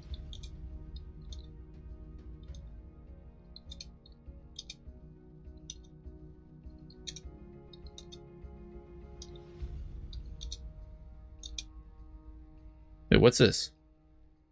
The Brintor Crossroads. The Aryan Road stretches endlessly through the plains to the east and west. From the north, the wide dirt track known as the Brintor Road cuts through the prairie, intersecting with the more widely traveled stone highway. Deep ruts in the dirt mark the passage of wagon wheels to the north, toward the Brintor Mountains. A sun-bleached signpost stands in the gray soil. A man of Erindam walks along the road. Let's read the sign. This tall signpost has been deeply planted in the dusty gray soil of the Aryan Plains. The wooden surface is bleached by the sun and polished by wind and time. 4 signs are firmly secured in the post with large headed nails. Brintor Road to Krillin is north. East is the Aryan Road to Erindam. South, the Dantaran River, and west is the Aryan Road to Var Bandor and the Killarn Wood. Okay, I know the woods of Nendor, but I don't know the Killarn Wood.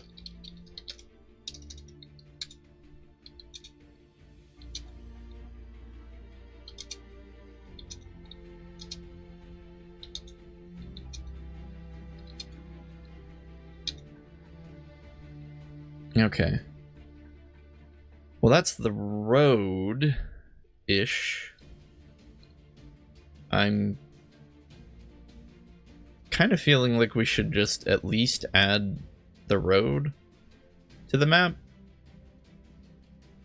Simply for the sake of adding some kind of visual clarity to this darn thing.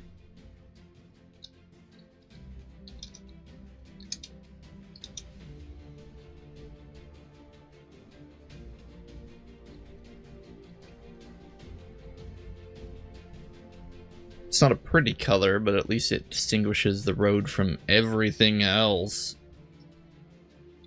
Right? Can't remember where the road stops there. Hold on.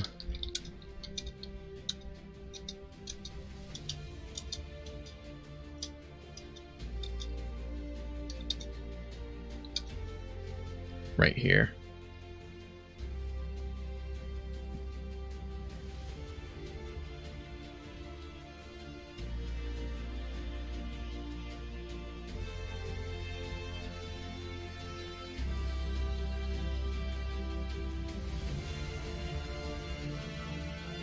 Okay, so the road is at least marked now.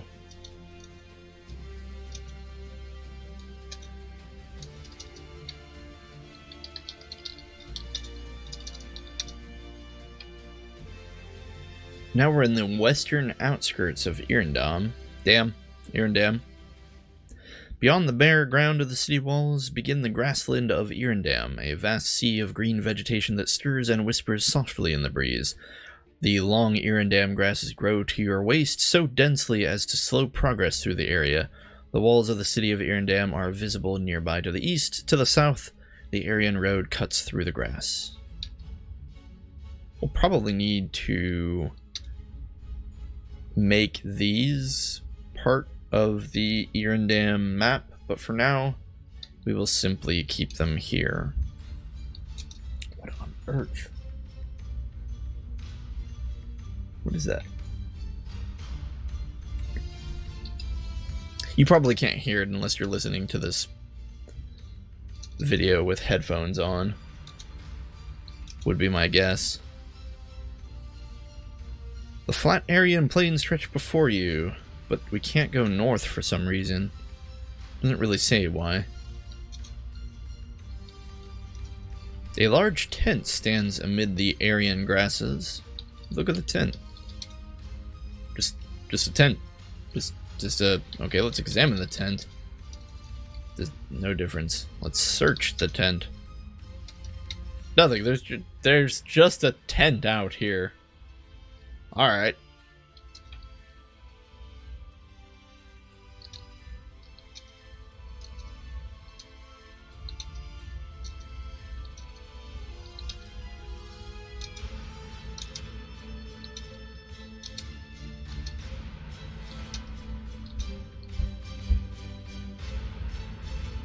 Okay, we're still just in the Aryan Plains.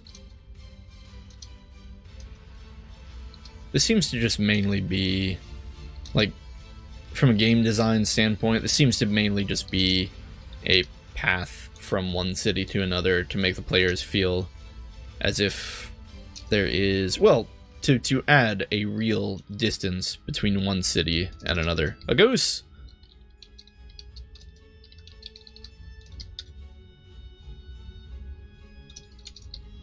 We killed the goose.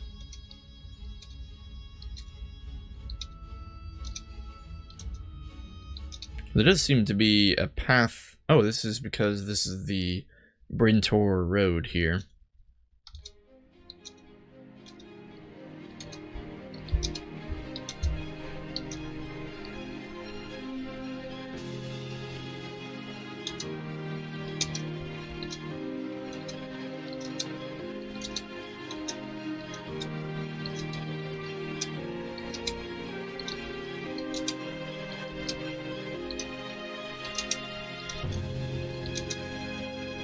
Uh-oh.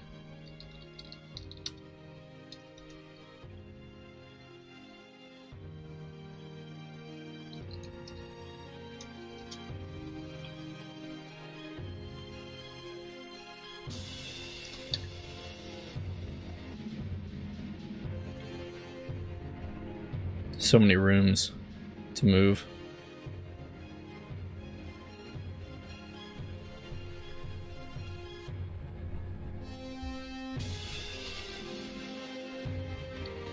Okay.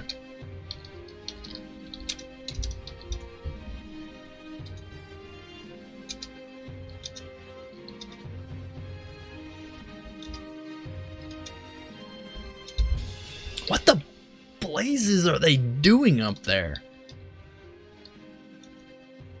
I can hear it thumping in the feedback in my headphones.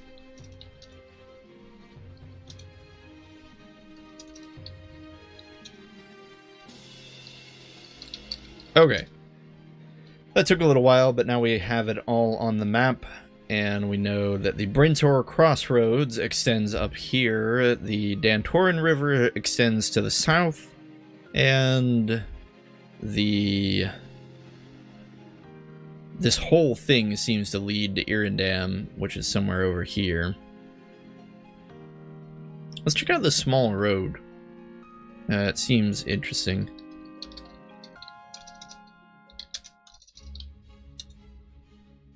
So it says, a small dirt road winds through the plains leading toward the sturdy cobbles of the Aryan Road to the east. To the north, the broad flat plains stretch onward while the waters of the Dantoran River flow to the south. Slightly downriver, a ferry station brings travelers across the waters to Varbandor. Far to the west, the beginnings of a thick forest are available. Oh, okay, this is the forest that we read about on the sign.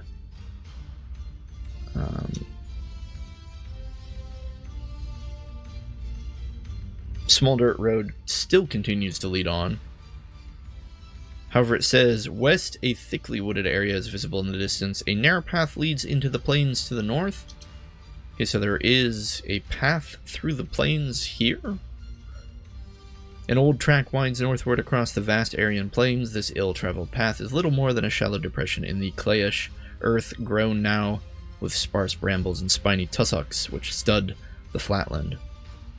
A pale, twisting thread, the track can be seen meandering for miles before being engulfed in the unchanging grayness of the land. The track ends to the south where it meets a dirt road which cuts the plains from east to west. Beyond this road in the distance, a silvery blue ribbon, the Dantoran River arcs northward to meet Varbandor, whose walls can be seen far to the southeast. Okay, so it's some kind of odd passage. Kind of want to run into this forest to the west. That sounds interesting. Wow, this road just goes, man. You just really gotta travel to get to where you need to go if you're out in these plains. Okay, we're approaching a forest. Now we're in the entrance to the forest. I'm going to stop mapping. I'm actually going to delete this 754 room.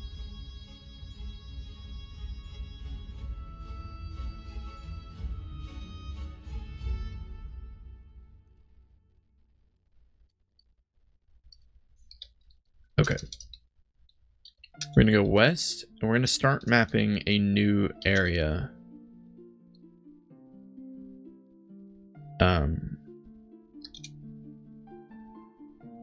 Where are we?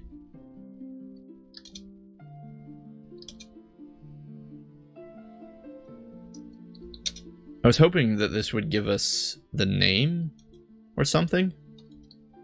I'm not really reading the descriptions. I probably should be. Something might be trying to kill us.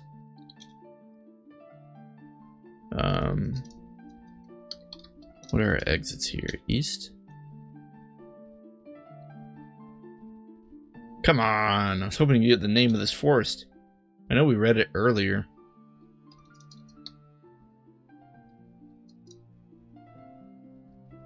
I don't know how to adjust Mudlet mapper areas once they've been created, so I really don't want to create an area and then have it have the wrong name, because I don't think I can fix it, or at least I don't know how to fix it yet.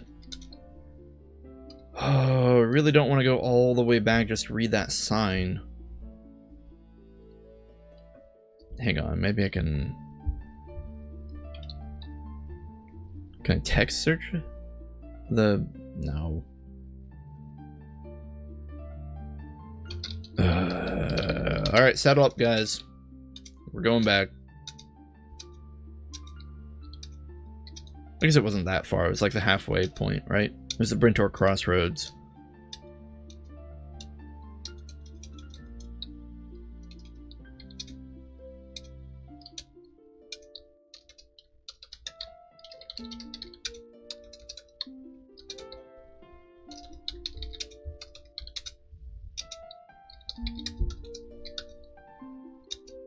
It does not know where we are.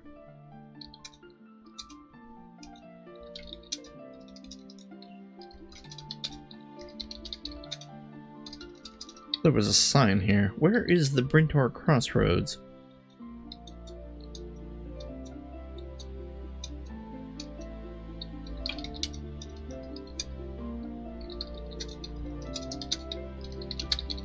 Here we go.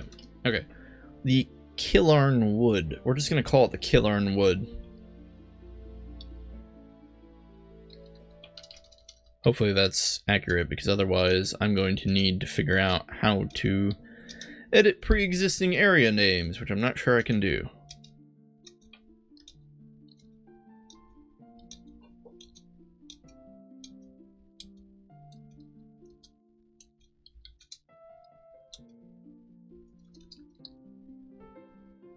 Okay.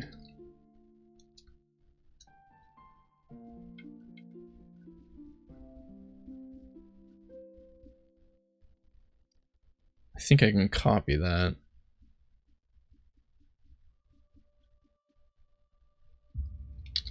Good, good. Start mapping Killarn Wood. Perfect.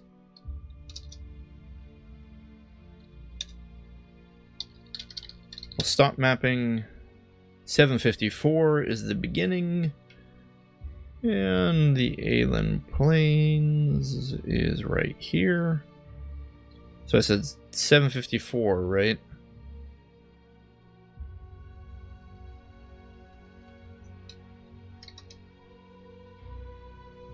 There we go.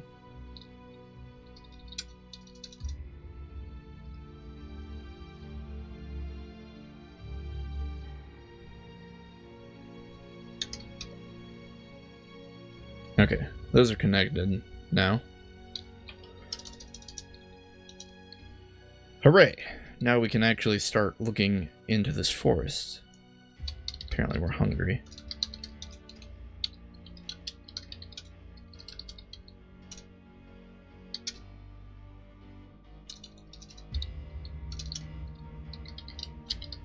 I feel like the music is appropriate for a mysterious, unexplored wood.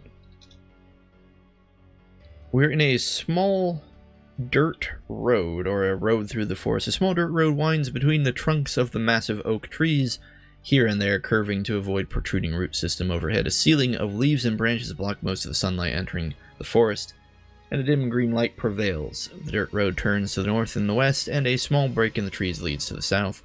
Oh gosh.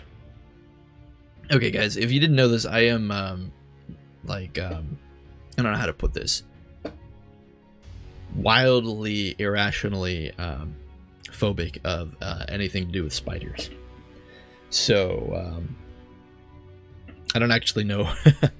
It's going to be difficult to, even just reading about the spider, is difficult. So, I will attempt to do this as best as possible, but if I am acting a bit weird, I'm sorry. Okay, I can do this.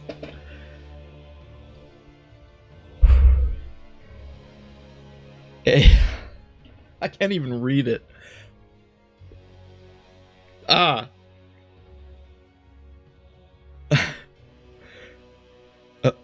A large... Why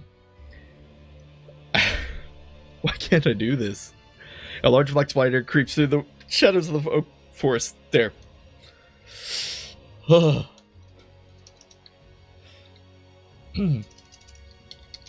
Okay. I didn't realize this forest was filled with spiders. Okay, I don't want to be here. But we need to keep mapping the area. Uh-oh. Something weird happened.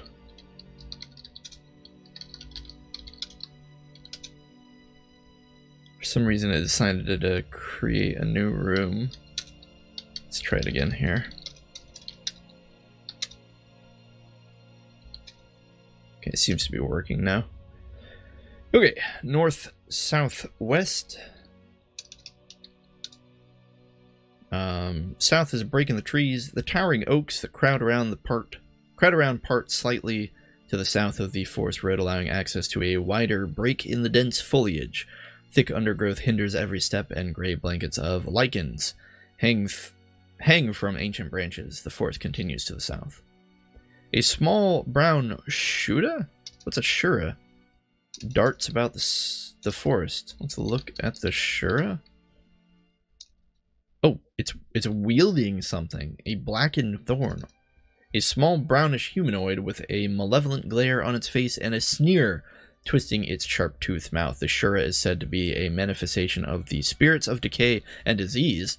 Well, let's consider this thing. Oh, gosh. Okay. Well, this thing can apparently just straight up murder us, so let's ignore it. More spiders. Hold on, let's consider the spider. Okay, maybe we want to not be here, because everything is way too strong for us. So we at least have the beginnings of the forest mapped. But yeah, everything in here seems too tough for us.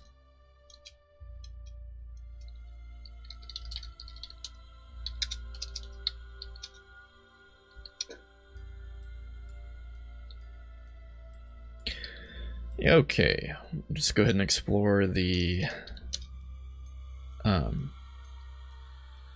path through the plains here. Just seems to continue on. There doesn't really appear to be any interesting parts. Oh, shoot. We're in a forest.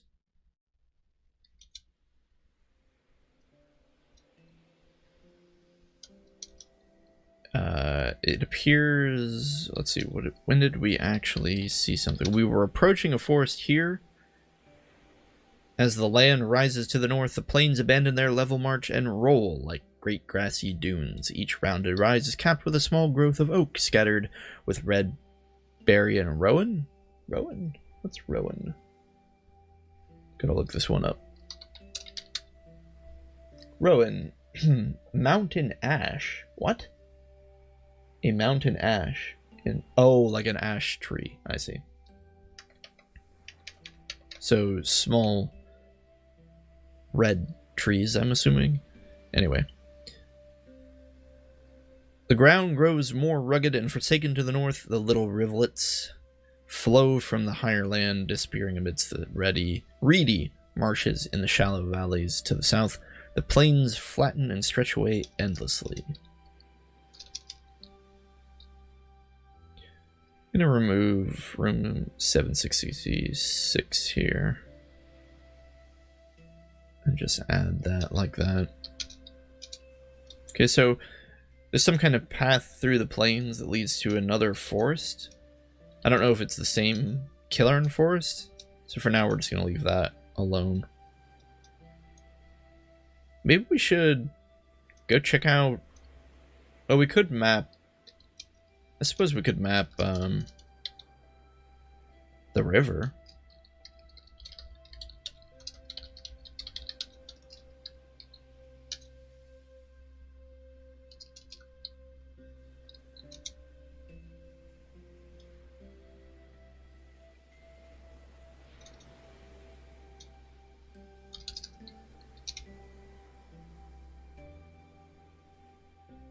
Still in Dontarn River here.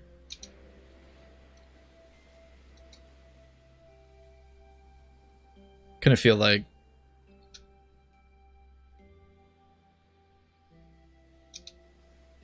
I expect this to link up to Avendar at some point. But it doesn't. I'm not really sure how this works.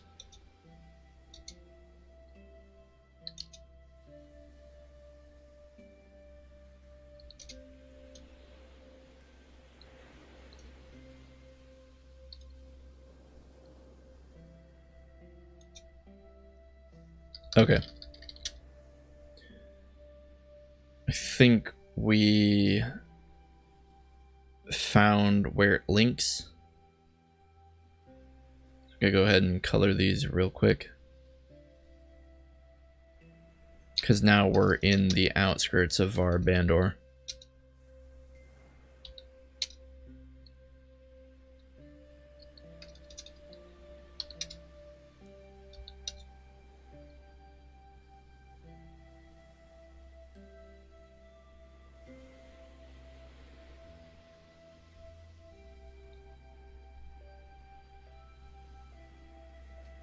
Okay, so 783 is actually where we are now. I think. No, 783 is...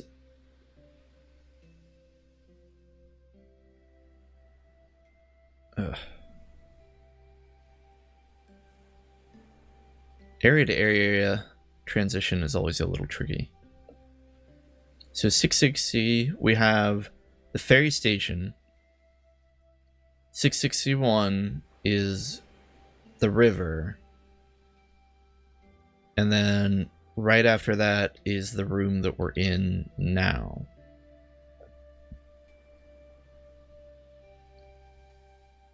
Which is another part of the ferry station.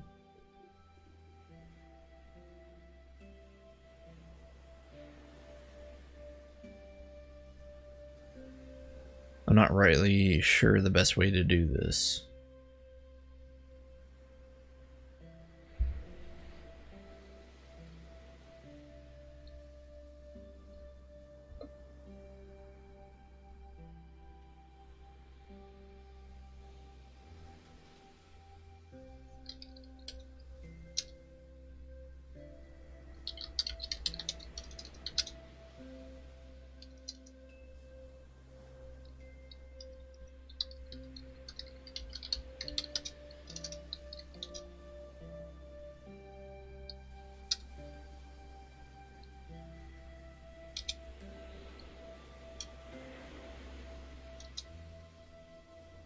Okay, right here, I think, is where we should connect the maps.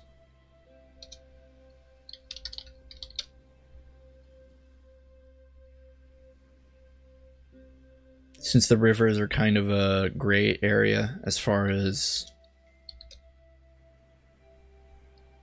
like which area they belong to. So we're going to delete all of these.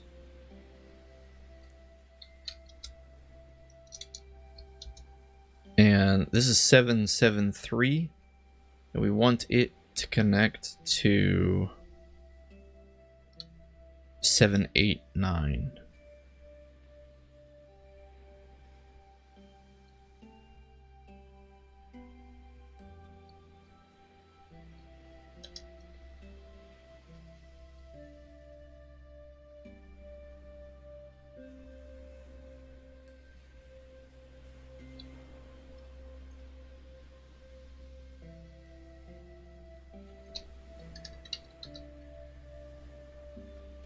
Okay, I think that fixes it.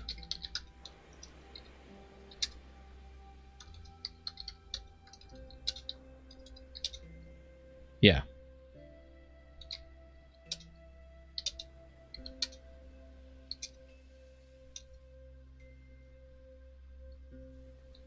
Okay.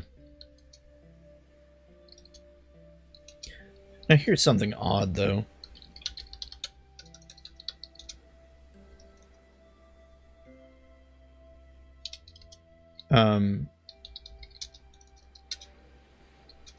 This exit to the south. Where does this lead us? It takes us to a small dirt path. This dirt path leads out of the hilly freehold to the flat river plain near Varbandor. It appears well trodden by people and animals of all descriptions, particularly geese.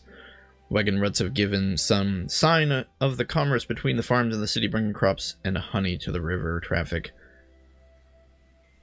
Running between Varbandor and Irendam Dam. Though the woods encroach upon the path to the east and west, is easily passable to the north and south. I'm a little confused because the map doesn't really seem to line up in a way that makes sense here. So I'm going to start mapping this, but I don't really understand because I feel like with the low bottom of a hill, how does this work? Where are we? Like, we should have ran into Varbandor at this point. You see how 773 connects? Like, Varbandor is right here. And suddenly we're at a hill? I don't quite understand how this is working. Maybe I should do it like this.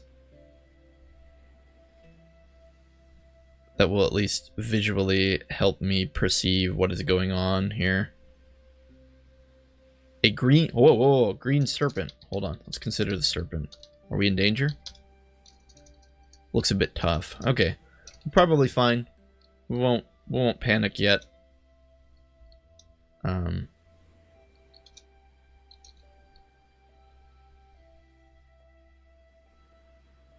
Slings about on short legs. What is it, a basilisk? Oh well.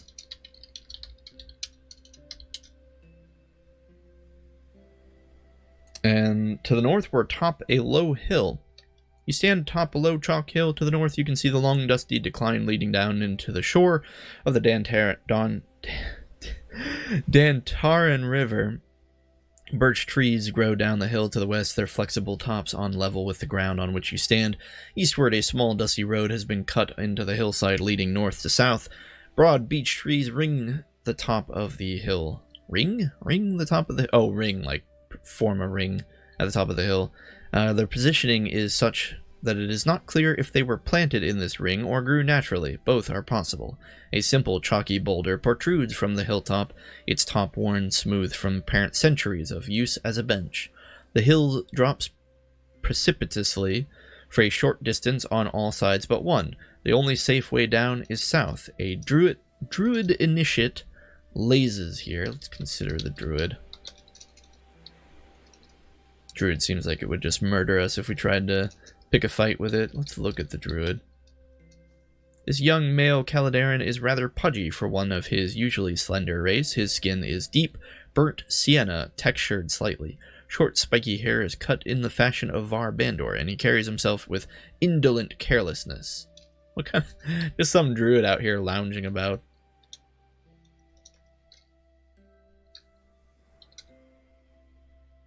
Oh, is there a body here?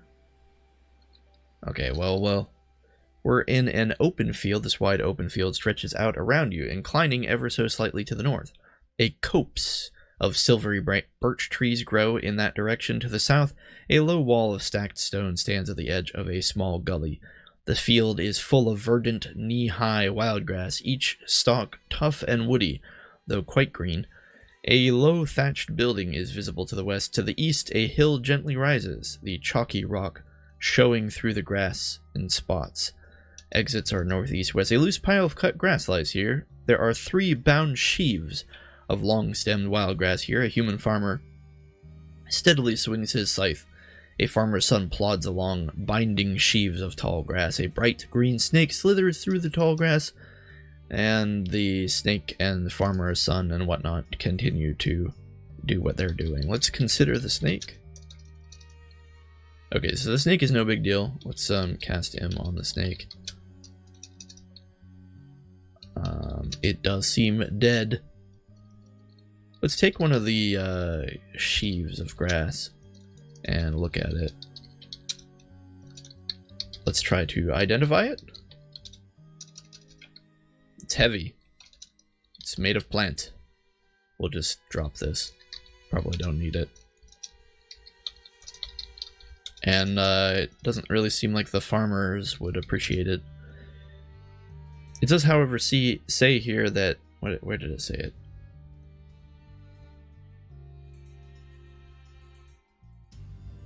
Hold on, it doesn't say it again. It said something like, something about disturbed grass. Yeah, here we go. A loose pile of cut grass lies here. Take grass? Drop grass. Oh, I see. So the farmer's cutting it. And I think the farmer's son is binding it into the sheaves. The sun slowly disappears in the west. A human farmer nods at his son and sets off. A farmer's son says, "Come on, Dad, it's time to go home." A farmer's son walks home. That's super cool.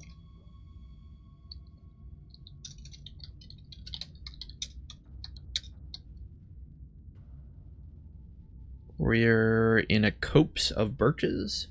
We're in a small stand of slender birch trees. The silver-skinned trees' trunks peeling with papery bark stretch overhead. Gentle rolling hills rise to the south, carpeted with tough green grass. Far, far off to the north, across the river, the sweeping Brintorn Mountains can be seen rising up out of the Aryan Plains. The copse of trees continues to the west, and a small, unclimbable face of blank chalk rises to the east. A grassy field slowly declines away to the south. Still in a copse of birches. Yeah, something weird's happening with the mapping. Either... What I'm guessing is all of this movement across the plains here is actually considered to be much further than it actually is on the map. So, like, for instance, perhaps each of these is worth like several spaces of movement. It's like we could do it like this and just space things out. Why is the music so creepy?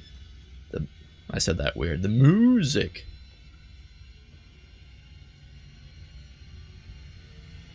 Like, makes me feel like the farmer and his son are hiding some deep, dark secret.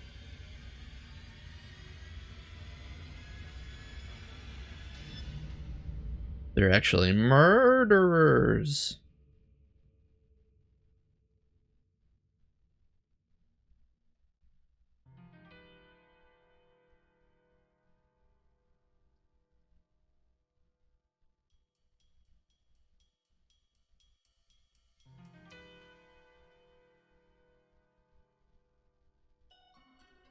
Okay. That's not really perfect or anything. In fact, I'm not really sure where all this is headed.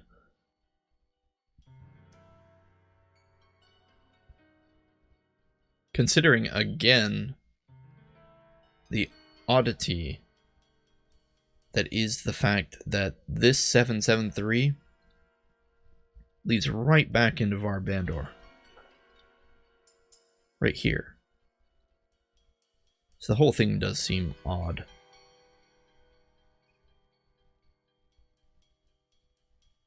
But again, I'm sure space and distance is a little off here.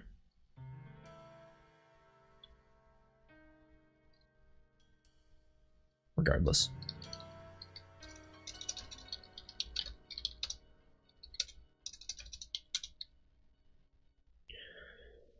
A tilled field, this part of the freehold, is relatively flat through the surrounding terrain. Rises and falls in gentle hills. A patch of rich black topsoil has been carefully tilled into neat furrows. Small green shoots of some stalked plant poke up through the fertile earth. A wattle fence. Alright, now you're just making up all the words I've ever heard. What is a wattle fence? A material for making fences, walls, etc., consisting of rods or stakes interlaced with twigs and branches. Alright. A wattle fence, roughly 3 feet high and woven from strips of alderwood, has been erected around the field. A forlorn, threadbare scarecrow hangs drunkenly from a post in the center of the field. To the north, the land is covered by a snarl of impassable rocky ground. In all other directions, the landscape spreads away. A crop of young oats sways gently in the breeze. A tired Caladeran farmer stands here, keeping a sleepless vigil over his crops. Sleepless? A tired Caladeran farmer says wearily, looking for some work? Oh, we're hungry and thirsty. We should probably fix that.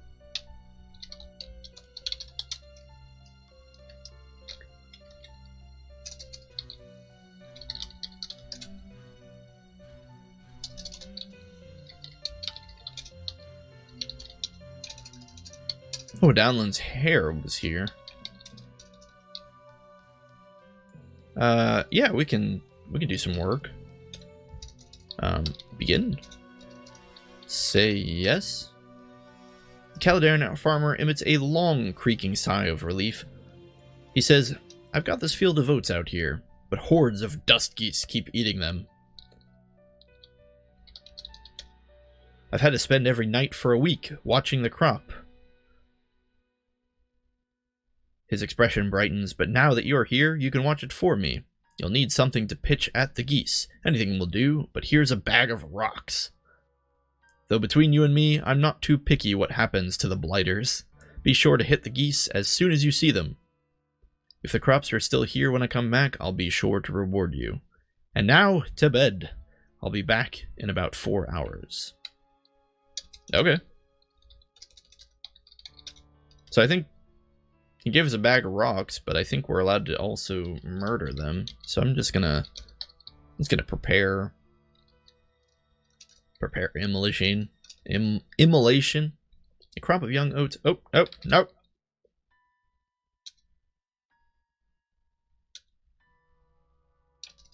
Oh, this fixes our hunger problem. Take arm, eat arm. We're ready. Ready. I think 2 geese popped into this area. We murdered them. Well, I think one of them ran away. Yeah. A dust goose honks frantically and attempts to flee. Wow, we nuked that one. One just popped in.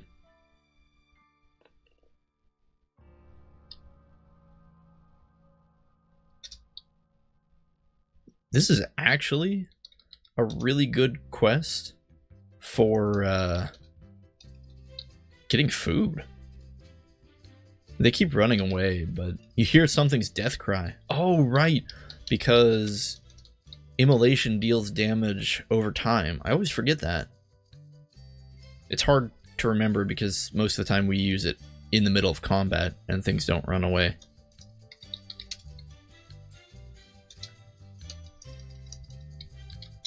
This is great.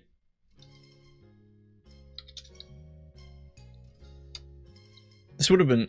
I really feel like this would have been a really good quest to do early on. Hey, stop eating those oats.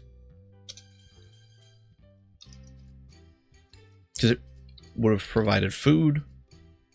I'm assuming there's like some kind of reward at the end of the quest. Although, frankly, at this point,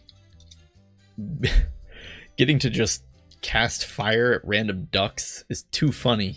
Or geese. We keep hearing... Oh, we become better at Immolate. That's another advantage. We're getting a lot of practice at using the spell. Although we are running out of... We're running out of MP. So maybe that's kind of the reason why this might be trouble for a lower level character.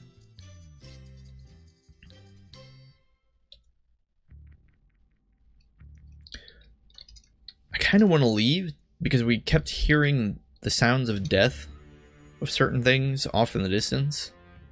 Except, you know, we don't really need the food. Plus I really want to make sure this guy's oats stay not eaten.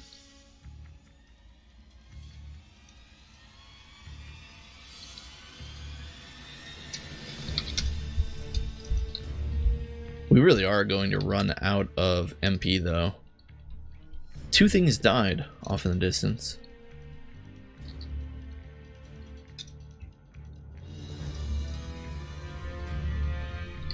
Oh, wow. 4 geese just flew in. Holy... what? So many geese. Oh my goodness. There's like 6 geese. What? What?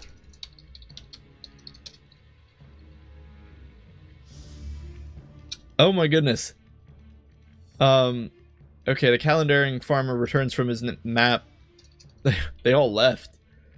That got crazy at the end. There were just like 1,000,000 geese flying in. Okay. Tired calendaring farmer says, "Thank you so much. I really needed the nap." Gives us 19 silver. Okay. We are more experienced.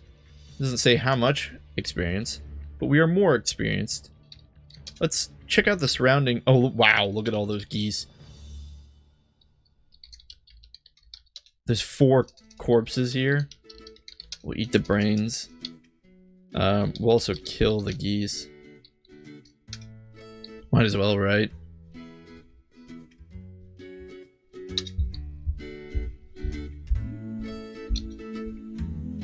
They're just all hanging out in the west here.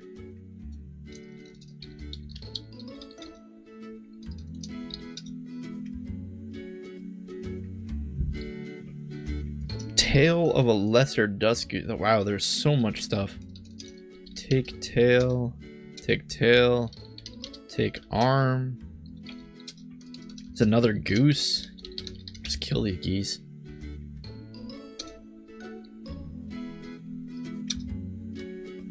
Honk honk.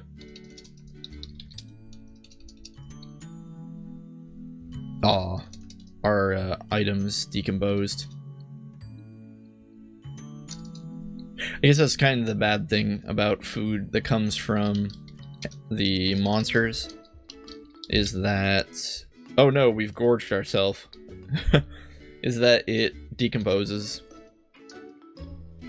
A tired Caledonian farmer nods at Talaris and says, "Thank you for the help." Yeah, no kidding, guy. Those geese are mad. Speaking of sleep, I think I'm going to cast Warmth. And sleep. It's been a while since we've actually needed to regain MP after something. That was super cool. I love that quest. That was just a fun, goofy quest. I loved how like 7 billion geese appeared at the end. It was just like this maddening rush of geese. It was pretty cool.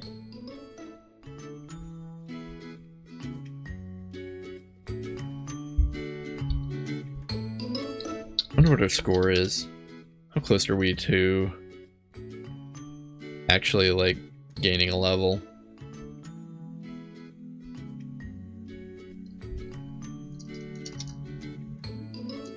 Nothing's happening. Uh-oh. What happened? Uh-oh. Oh, here we go. Let's take a look here. We have gorged ourselves. That's unfortunate.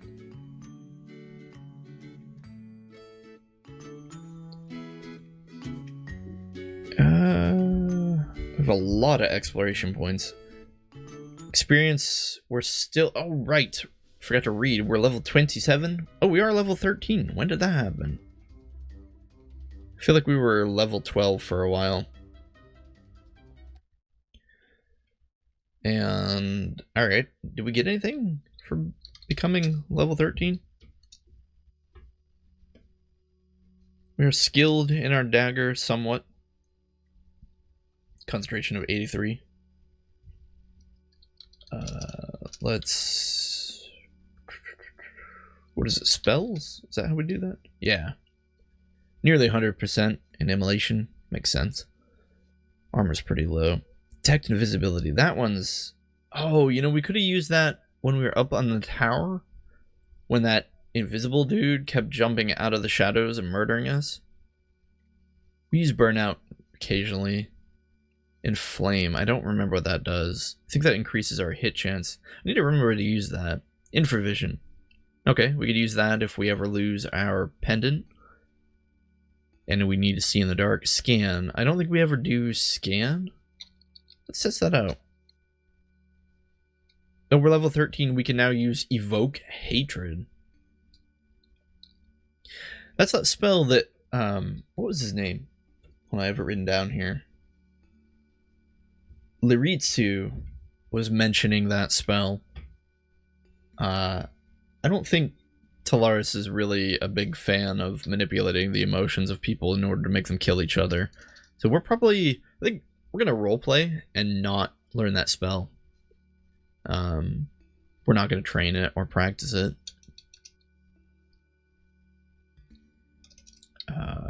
Okay, let's wake. And can we cast scan on the farmer? Is that how that works? You target a tired Caladeran farmer with your divination, revealing his strengths and weaknesses. Tired Caladeran farmer is weaker than your magic. Immunities, none. Resists, none. Vulnerabilities, none. Cool, we should remember to scan things a little more often. What's our max MP? 294. Okay. So we're good. Super cool. So many geese corpses.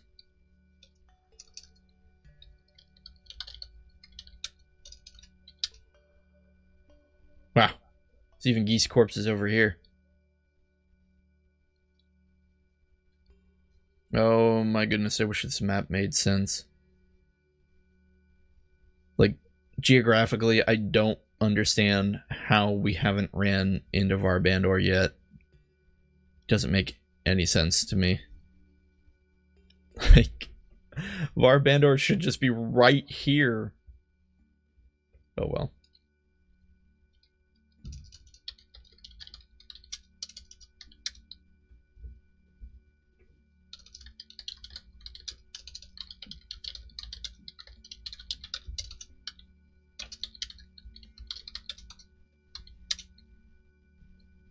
Wait, we're on the river? Part of the river are we on? What? What? We didn't get any new... We didn't get any new exploration points for this. Hold on. What is going on here? Oh. Oh. I'm gonna say it again. Oh. I see now. The reason that I was complaining about the map not making sense is because I wasn't mapping it correctly. All of this space down here needs to be part of... Honestly, it probably needs to be part of Avendar.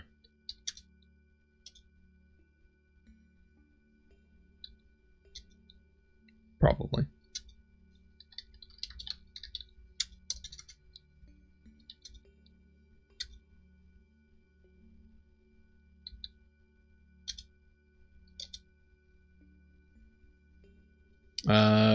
It does say here, it copes of slender birches, stand to the north, or silver, and some sort of simple building is visible to the west. A thatched roof and stone walls dotted with moss. A small gray bird with a yellow patch of feathers on its bare head is here. Let's consider the bird. Alright, we'll cast Immolation on the bird. Take the heart of a honey bird. Oh, wait a minute. Are we still gorged? I don't think so. Let's eat it.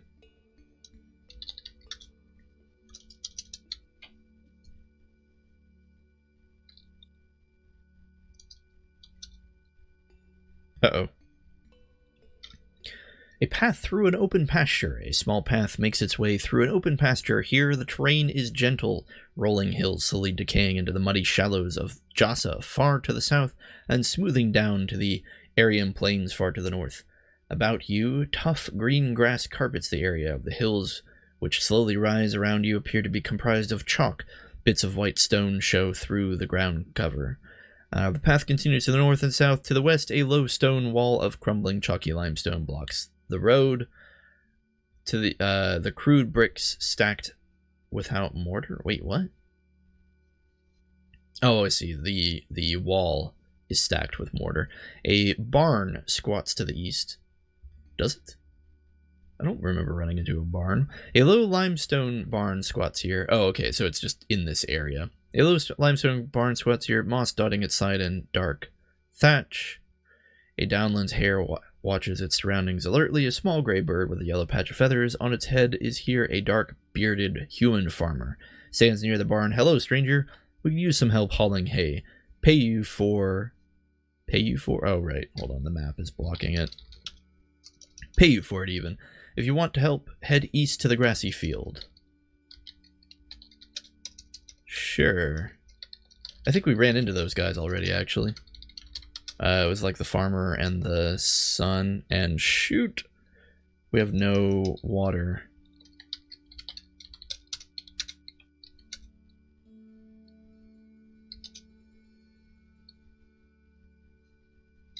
Now we're in a rolling stony field.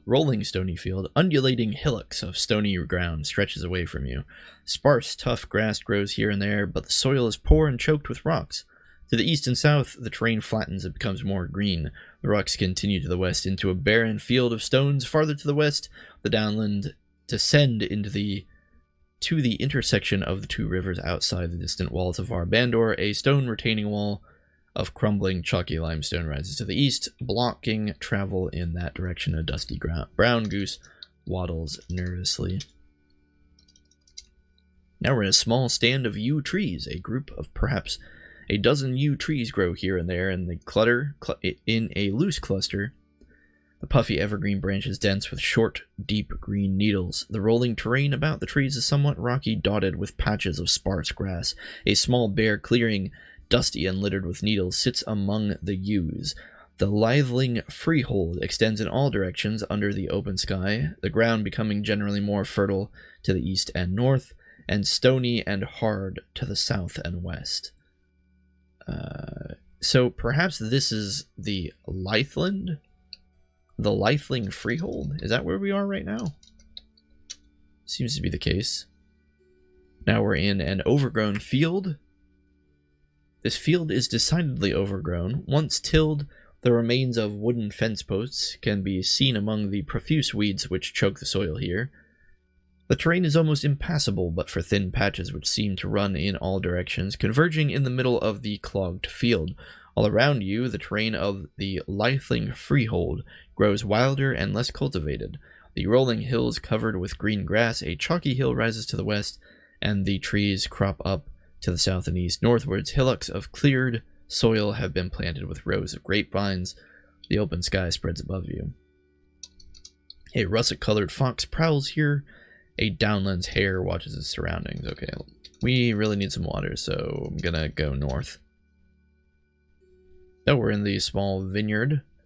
The ground rolls along in long curving rows of hillocks. The sun-baked dirt choked with stones. Several patches of ground have been cleared and tilled, set with wooden frames which upon which grapevines grow. The soil beneath is hummocked and carefully kept free from weeds. The terrain continues to the east and south, growing more rocky to the west. Far off to the west beyond the great chalky hill, the walls of Avendar can be faintly seen across the Ergal River.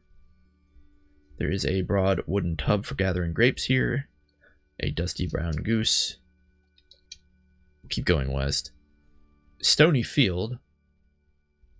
I think we already read a similar description to this field.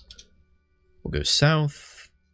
We're on a plateau on a chalk hill. I really thought maybe if we kept going this way, we would run into Avendar. I'm actually going to stop mapping. We're just going to go back the way we came. Because a couple things need to happen here. First, we need to fix our thirst problems. We'll just fly along the river.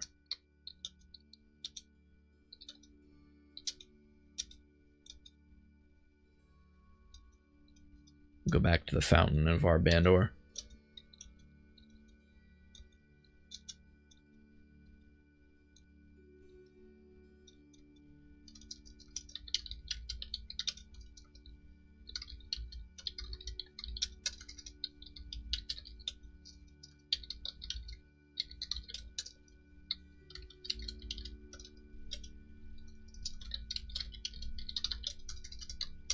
Okay.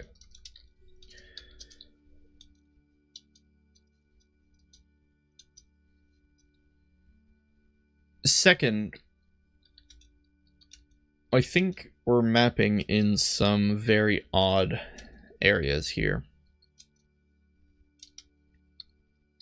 And I'm not sure how it all fits together. So I'm going to try to map out this section below the Dandharn River. Let's see what we can find. Now we're in the Ergal River. And see, what I'm wondering is if this river actually stretches out like crazy far in this direction. Something like, maybe even like that. I don't know. Let's try going, well, let's read the Ergal River. The muddy waters of the Ergal River flow north from the Avendar docks to join with Dandharn River. The dock area to the south bustles with activity as merchants and dock workers oversee loading and unloading of cargo. We can go south. I'm really hoping this eventually connects, which it's not. Which is not helping us map. It's okay.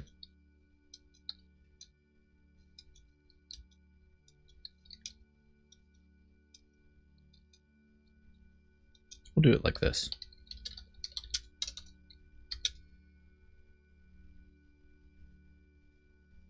Okay.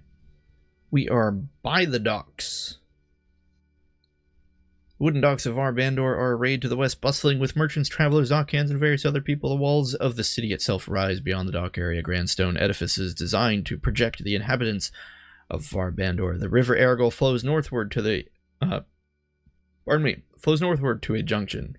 Here, the pilings of the docks drive deep into the muddy bottom of the water, which swirls sluggishly along. Large cleats are wound with thick ropes for mooring. A filthy canvas fenders hang off the edges of the docks.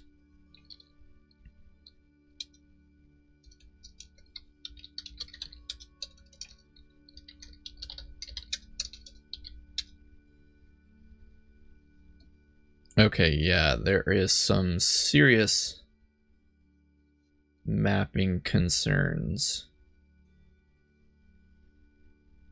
in order to make all of this work.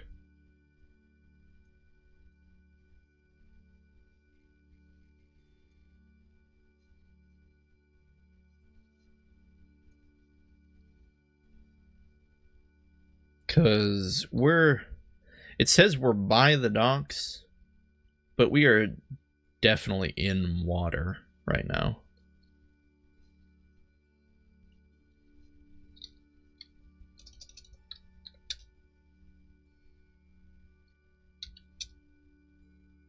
Oh, excellent. Excellent. We did not get exploration points for this. So I'm betting this is where it connects. Perfect. Perfect, perfect, perfect. And this helps everything make so much more sense.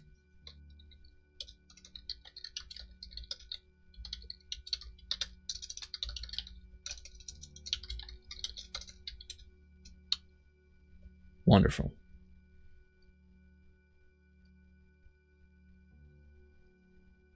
Yeah, it just really confused me because look at this. This is not an exaggeration. This is how this works. That one square of traveling along the Dentorn River just jumps straight on over here. And that's why everything looked really funky.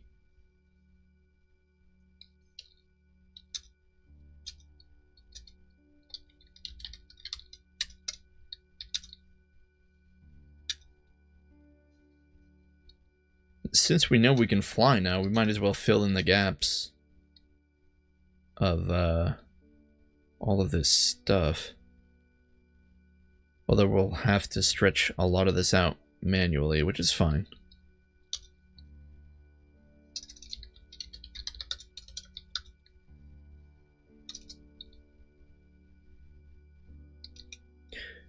Uh-oh. What happened?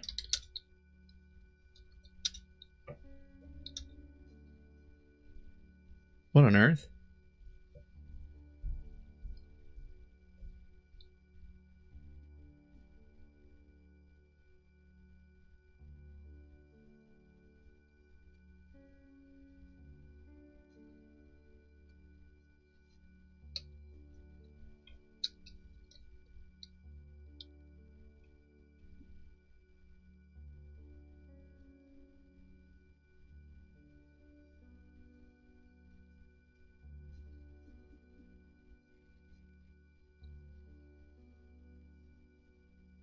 There we go.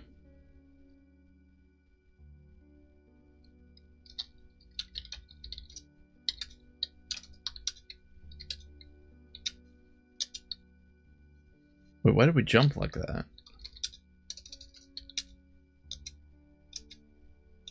Oh my goodness. Wait. Does it actually connect like that? What?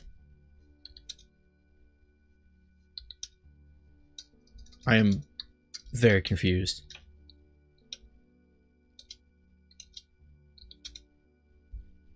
Why did we jump like that? Wait, did 416 and 415 both connect to 800?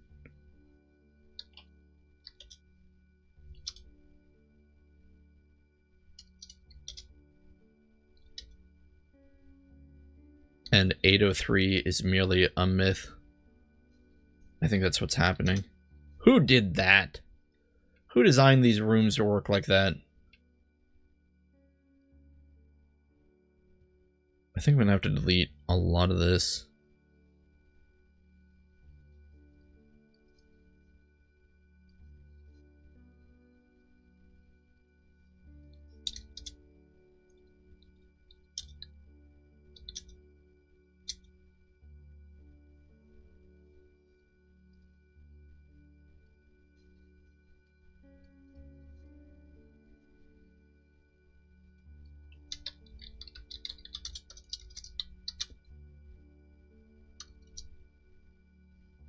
Wait, where are we? Okay, we're here.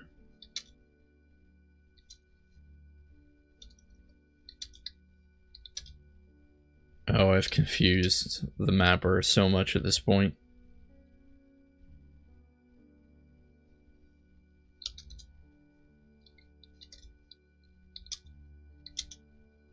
Okay, so check this out. I think the way this works is 415 goes into 800 from the east,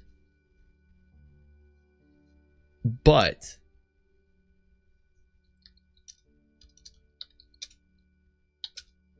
you can't go back. Like, there's no southwest command. You can't actually go back. So you can go east 800, But if you go back west, you end up in 416. And if you go east from 416, you end up in 800. That is bonkers confusing.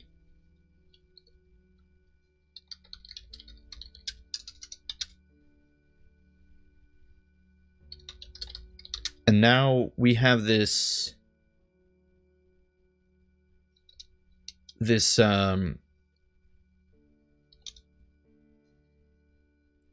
803 room?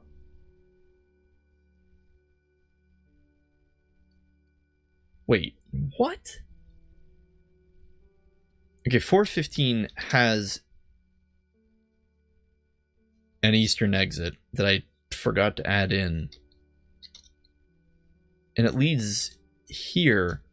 But then if you go south and go west... No, the mapper is just very confused. That's all that's going on here.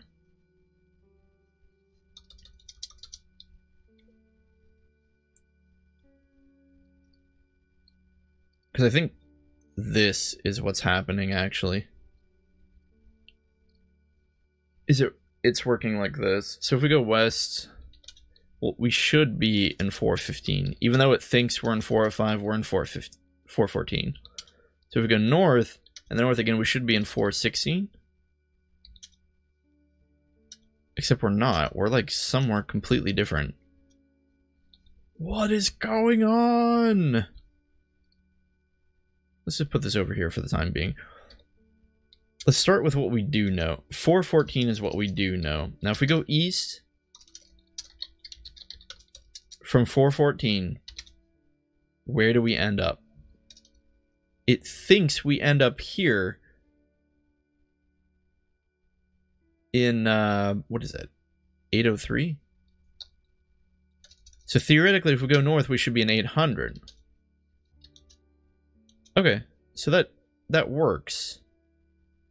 That makes sense. That's what we thought. Why was it giving us so much grief about it? I don't know.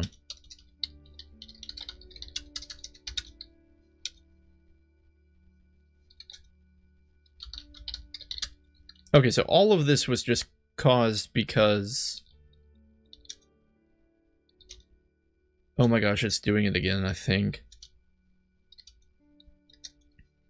Look, if we go west from 804, it leads directly into 414. Who does that? Why would you do that on your map? What purpose does that serve? What on earth? No wonder we were having so much trouble mapping this. This makes no darn sense. Let's at least color them blue. That way it's more distinguished.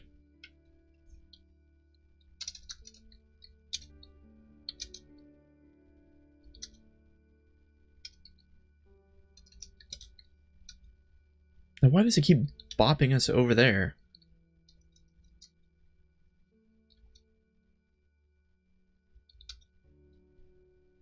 Wait, because 804 has no exit to the east. What am I doing?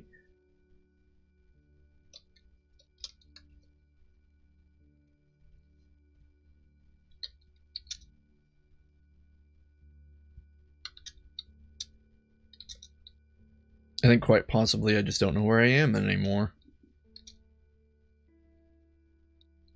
No, I shouldn't have done that. That was correct. Oh, stop moving.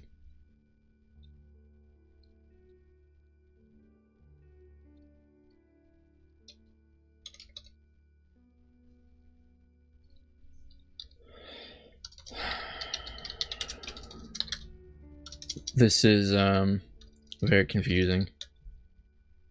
Wait, now we're in some place that's new? Wait, where are we?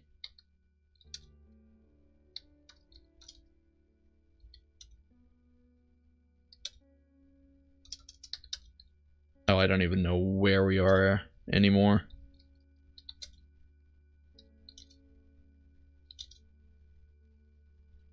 Oh, we ended up down here somehow. Let's get back on track. Okay, we're up here. We can go east. We can go south. Then we can go west again. And it thinks we're here. And if we are, we should be able to go north twice before hitting a dead end, right? But we didn't. Which means we're somewhere else. So 804, I know, I keep going back and forth on this. What's going on? Is 804 linking to...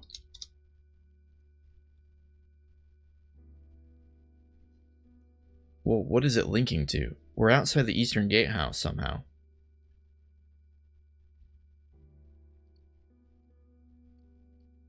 So does it work like this?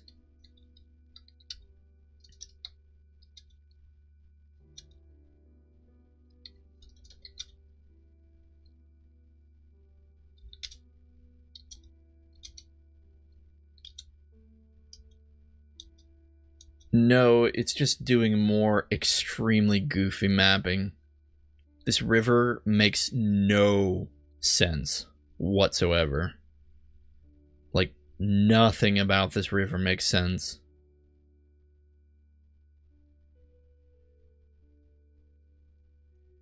This is worse than the Forest of Nendor, where those two rooms, like, magically crisscrossed and didn't lead to each other.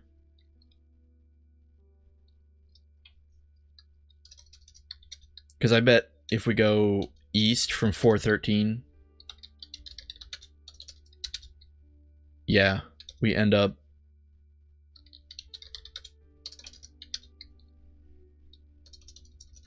Oh my goodness.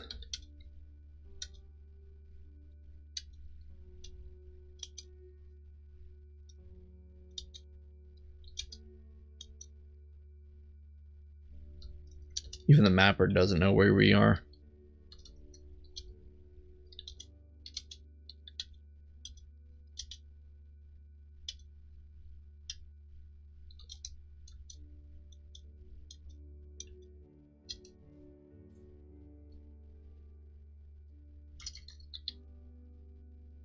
I don't know how to get a fix on this. This is so confusing.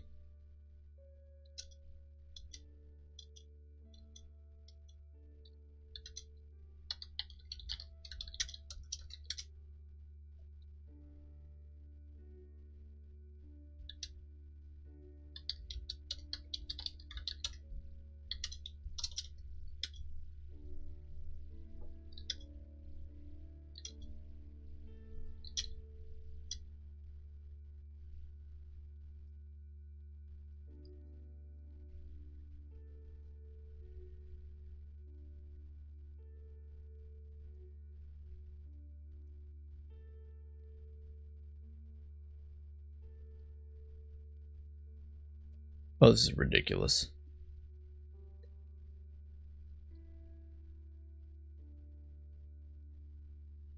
So I think what's happening is there's a central room that is connecting all of the 804 rooms back to this Eastern Gatehouse.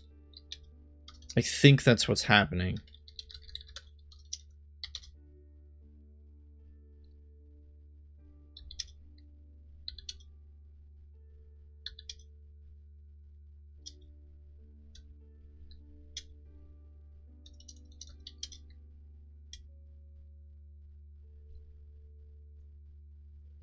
Because I'm pretty sure 804 goes to 410.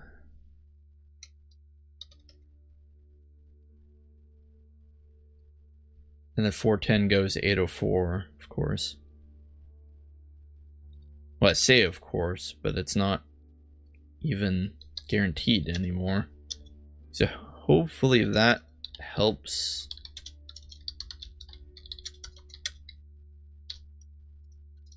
That helps the mapper know where we are. But then we go north here, and it doesn't know where we are.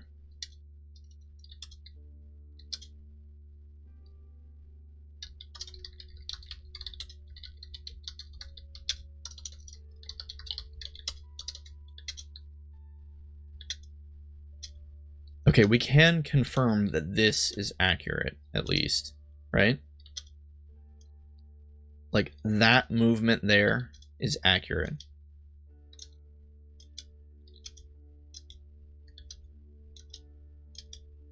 Now the issue is, how do all these other rooms connect? Where do they connect?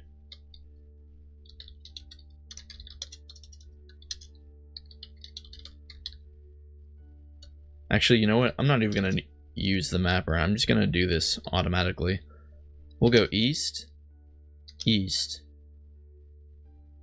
west, west, west. Yeah. Look at that. 411 connects to 804.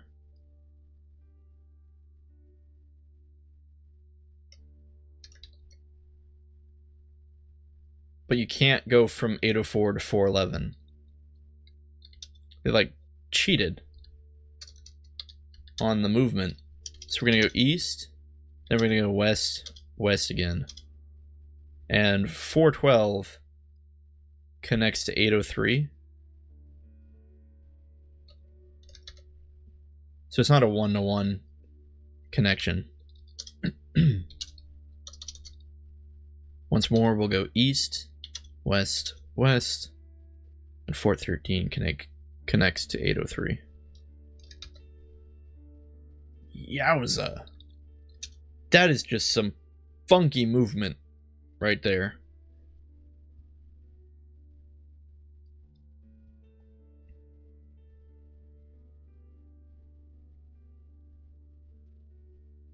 Like, I don't know how to make that make any sense other than the way we have it mapped now.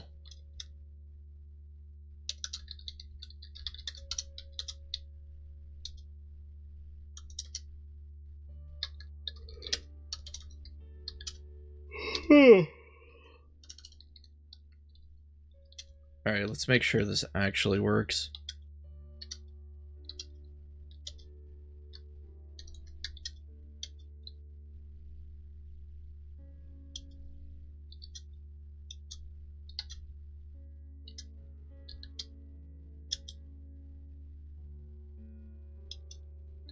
Oh my goodness, this doesn't. Something's not right.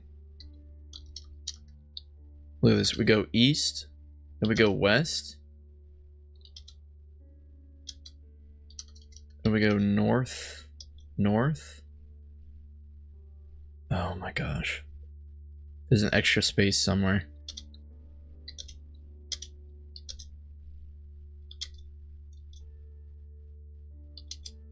We know that water is accurate.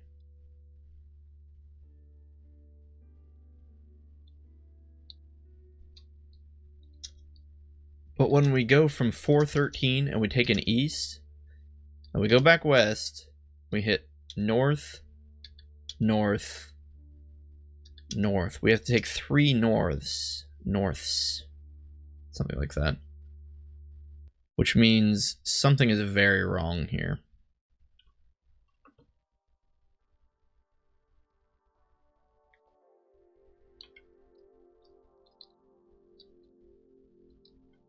But if we go south, southeast,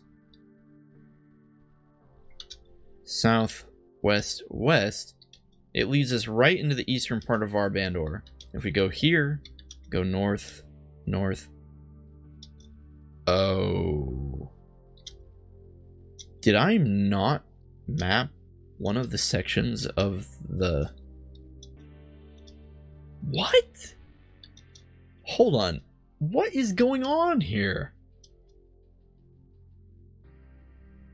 It's almost like there's a ghost room.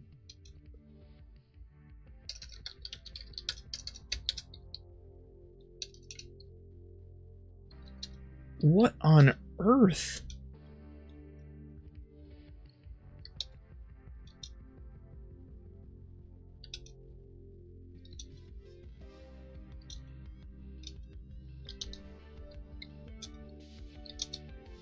Two, 3, 4.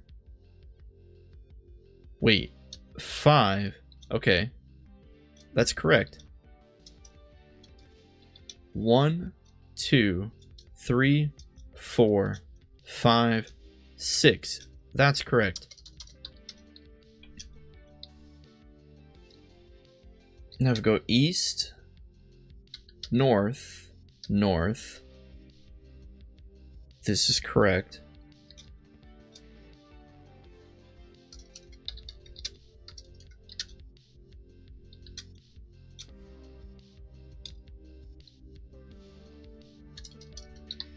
One, 2, 3. 1, 2, 3. 2, 3. 1, 2, 3. 1, 2.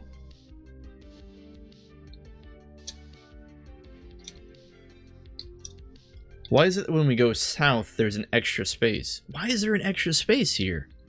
What am I missing? I'm gonna go mad.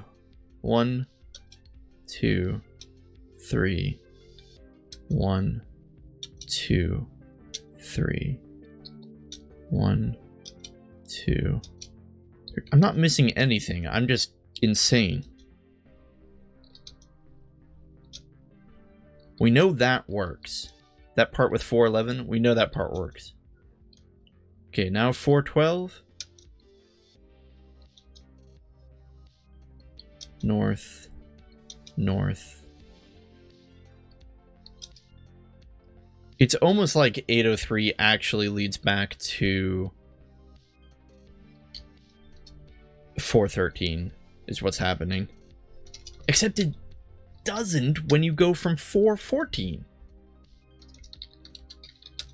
Because when you go from 414, let's test it. We'll go east, west, 1, 2, 3. Oh, that's what's happening, I think. Okay, I just got the wrong...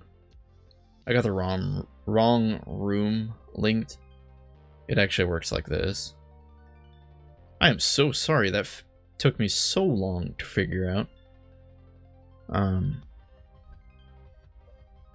803 leads to 413, not 414. So it works like that. That makes a lot more sense. Even like looking at the map, that makes a lot more sense.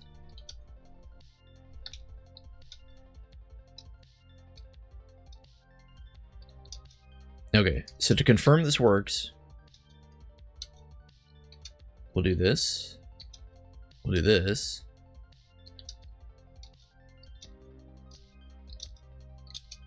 Yeah. Okay. Perfect. Oh my goodness. Again, I apologize that took so long. Oh, we're thirsty. Shoot.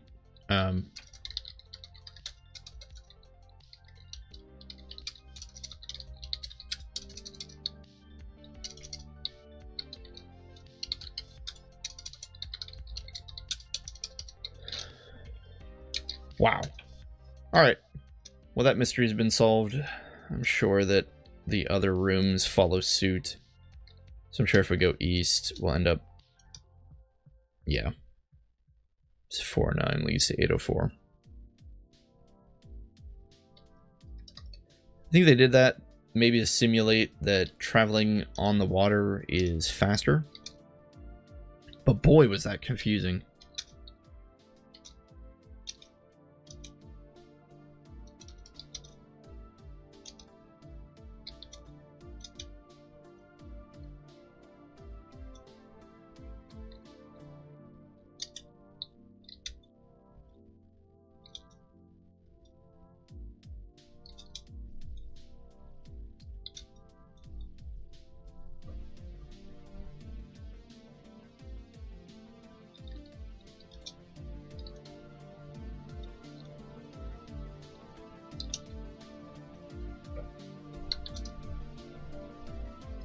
Okay. 395 does not connect here. It works like this.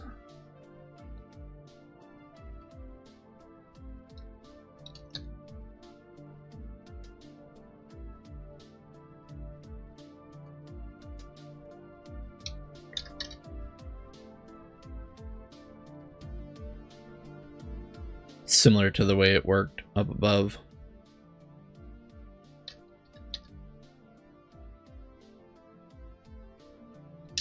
Perfect. Well, perfect-ish.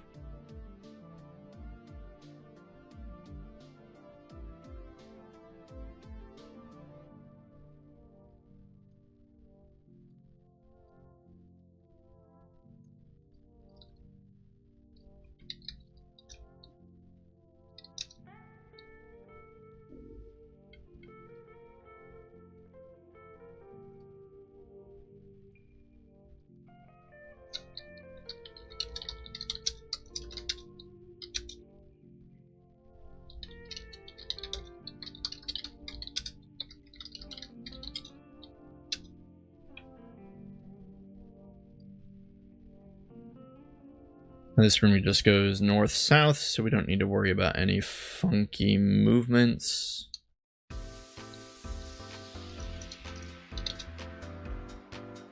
And we're on the Argol River now.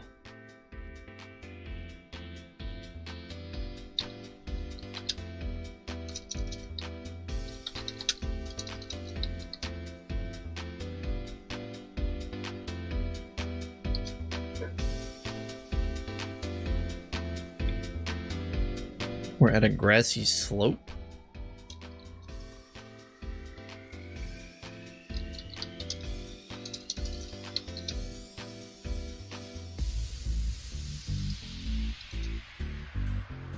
And this just keeps going out into the Argol River.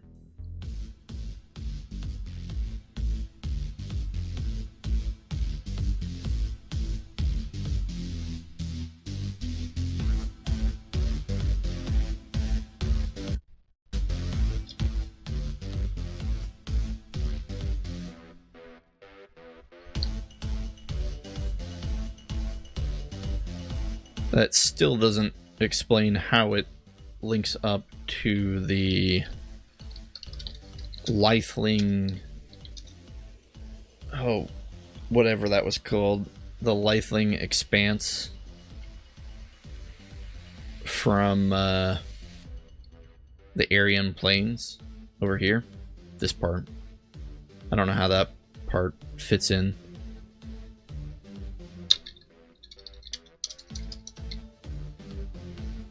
I guess that's fine. We don't need to know everything.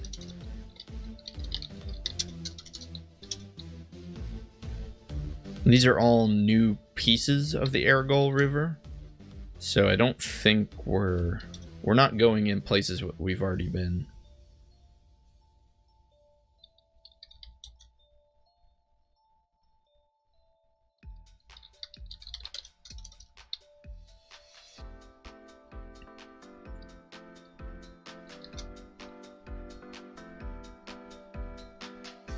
I wish there was a way to set the default color. That way we wouldn't have to keep changing these to blue.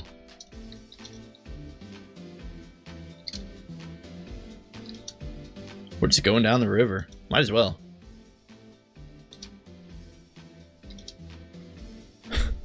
My goodness. There's a dragonfly buzzing around. That's kind of neat. Oh, now we're in the headwaters of the Argol.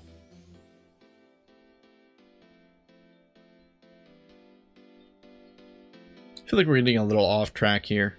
Probably entering into some weird place that isn't really part of our Bandor. So let's go back up north.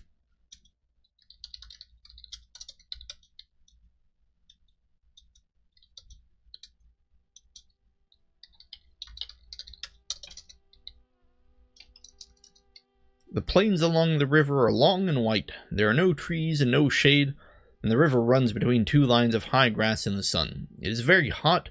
The air is cool against the waters of the river. The air is cool close against the waters, and the river moves without slowing. Now we're at the bank of the Argol River. A short distance from the nearby settlements, the sounds of people are largely cut off by the thick branched trees around you. On the other side of the trees, the Ergal River flows, making its meandering way north to meet the Dantaran. Small animals scurrying along the ground are visible by their disturbance of the grass, and occasionally the splashes they make diving into the water. To the north, the country opens out into rolling green hills. The sun rises to the east. We found an open-air smithy. This smithy is open to the air, sheltered by the wooden roof with a hole for ventilation.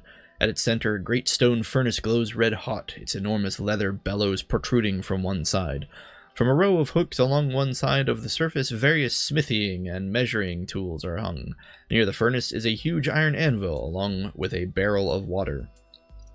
A bucket of water stands by the anvil, a black anvil is here, and a great stone furnace is here, radiating tremendous heat. An Ethron blacksmith is here, forging iron hoops.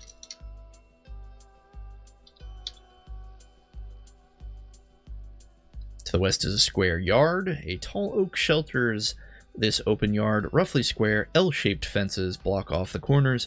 Gates, which once fitted into the openings facing in each direction, have long fallen off, and only one can be seen half covered by grass at the edge of the yard. The ground is hard, packed earth, the occasional rock showing through. To the southwest, over the fence, a low, tumble-down stone building sits next to the paddock.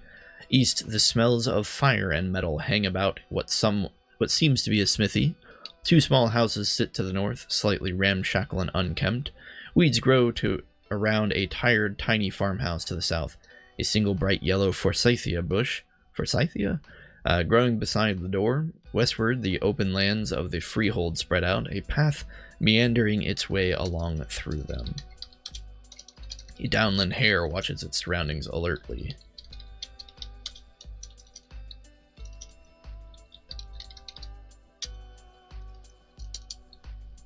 Wait, we actually got 1 experience point for fighting a hare? Guess it was a little stronger than I thought.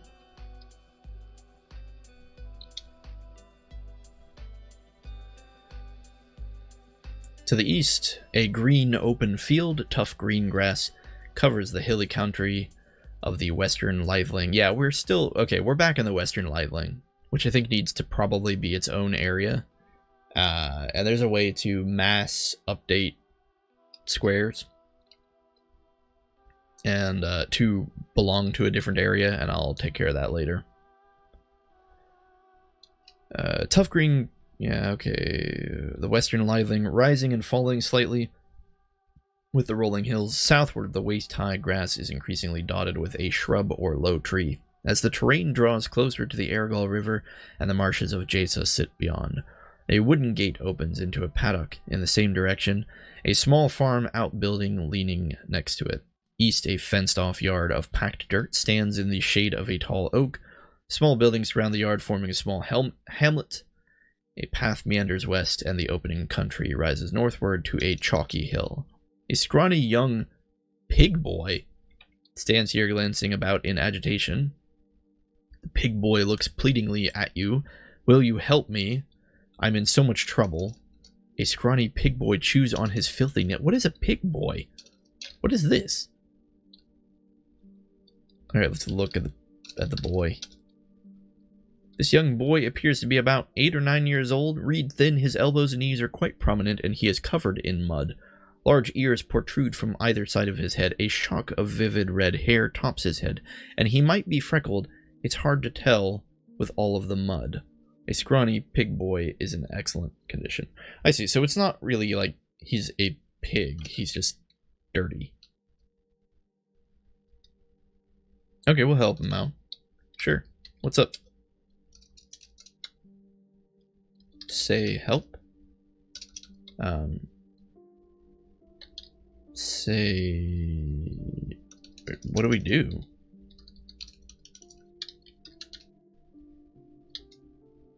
Help, boy? Help? No, not... Say yes.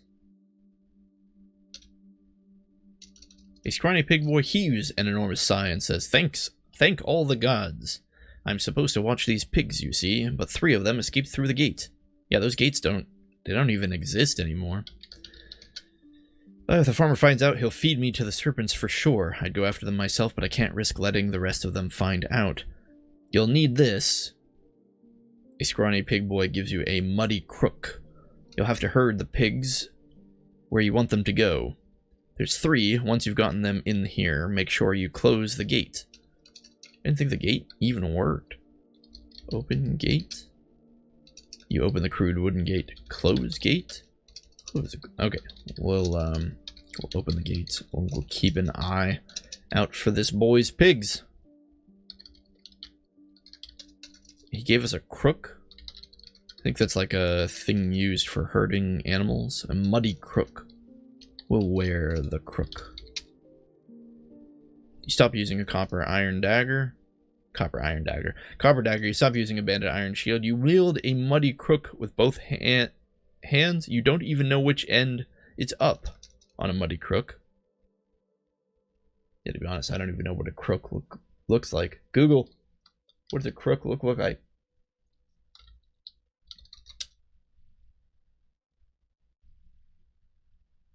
It's a hooked staff of a shepherd.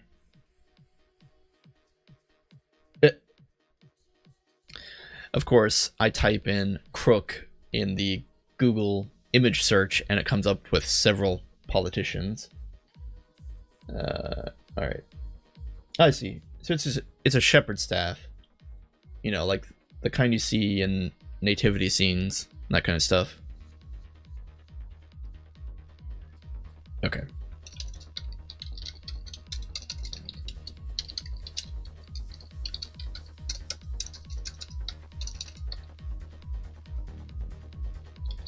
I suppose we'll just wander around and see if we can find the pigs and lead them back to 828. Path over a chalky hill. A small path makes its way over a low grassy hill. The terrain is gentle and rolling, though it rises into ever rougher and barer hills to the west. The Aryan plains can be seen far off in the distance to the north, stretching beyond the horizon. About you, tough green grass carpets the ground. The hill appears to be comprised of chalk. Bits of white stone show through the ground cover. The path continues to the south, descending and flattening into the bank of the river Argol. To the north, it passes by a low thatched building. An open field lies downhill to the east, and the hill steepens upward to the west. We'll just continue going west. We're at a steep chalk hill. This hill is steep but not terribly high, dwarfed by the much larger hill a distance to the south. Though chalky, the earth here can support a fair amount of greenery. Of particular interest are the rings of toadstools crowning it, each of varying age. Birds call, and the sounds of scampering wildlife suggest that this is a less cultivated part of the downlands. To the north and west, the hill descends to open fields while a path leads east. A pile of craggy rocks prevents passage to the south. No pigs here. West is an open, thinly grassland field. Thin, sparse green grass covers the freehold of the liveling, rising and falling slightly with the rolling hills. Southwards, a waist-high grass is increasingly dotted with a shrub or low marsh plant, and the terrain gives way to the banks of the Argol River. Several large chalk boulders are clustered here beneath a spreading hornbeam tree. Cedar and yew trees grow rather thickly to the west, though passage is possible through them. To the east, the ground rises sharply to climb a low hill of white stone dotted with grass and shrubs. Northward, another small stand of yew trees grows in a loose group. There is a stout hornbeam tree here, and a dusty brown goose, and a fox. Can we climb the tree? Let's stop mapping here for a moment. Climb tree. Climb hornbeam tree. No. Harvest tree. Harvest hornbeam tree. Examine tree. The stout tree appears to have been here for a very long time, its hard bark having taken an almost rock-like appearance. Above its gnarled trunk, craggy limbs spread out into the ground covering foliage. The occasional songbird can be heard perched on its branches. Okay. It's a tree.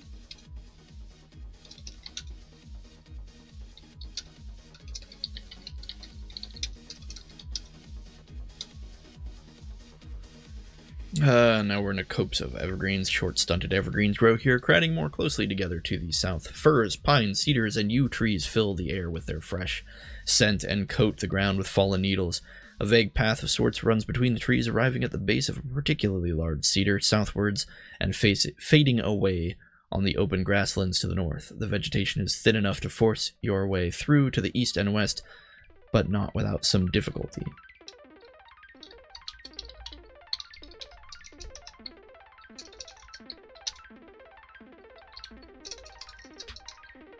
We're now in the downlands of Lythling.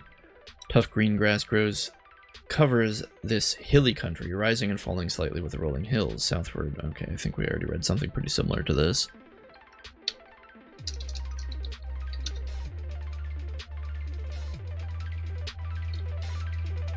Oh, hang on.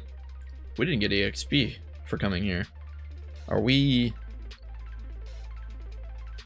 in a place we've already been?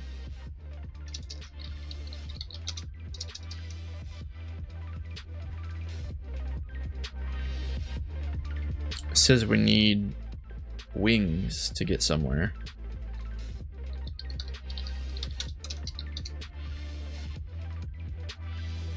Ah, okay.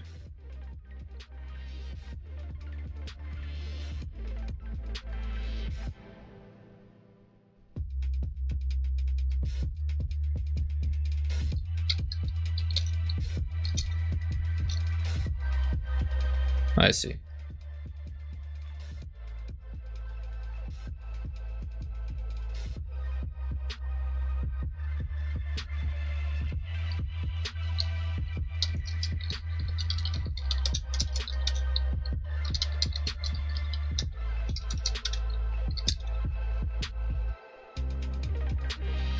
Okay. Good, good. Connections. Connectivity is good.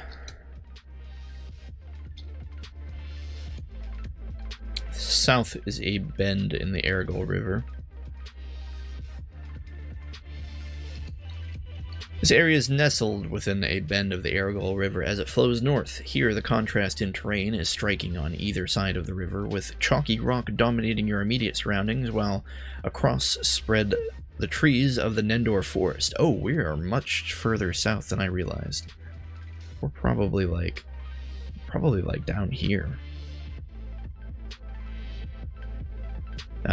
A short distance to the north rises a large hill, and the Aragol River is to the west. There is a fox here. How is there a fox in the river? Oh well.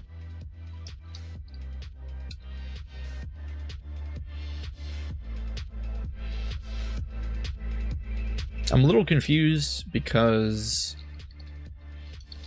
we're still in the river, but there's like... What? Okay. I think I see what happened here. Goes like this?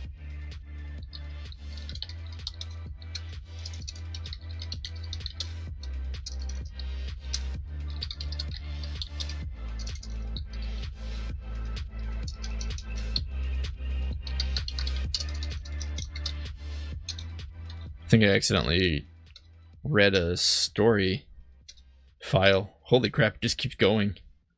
Oh my goodness.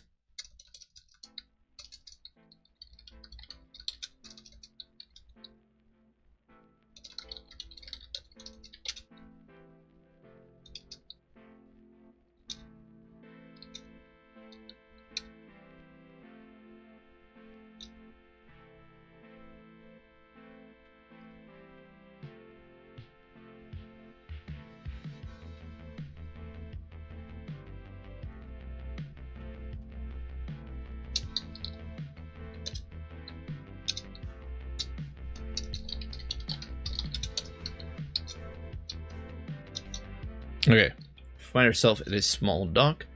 A dirt path ends here on its way out of the hills, the terrain flattening as it approaches the Aragol River to the south. At the very end of the path is a wooden pier to which a few small barges are moored, awaiting their loads of cargo bound up the river to Varbandor. Crates, both full and empty, are stacked haphazardly around the pier. A painted wooden sign is hammered into the ground. There is a fox and a bargeman here. We'll read the sign. Sign reads, Passage to Jassa Lake, 2 gold pieces. We need no passage. We can simply fly our way there.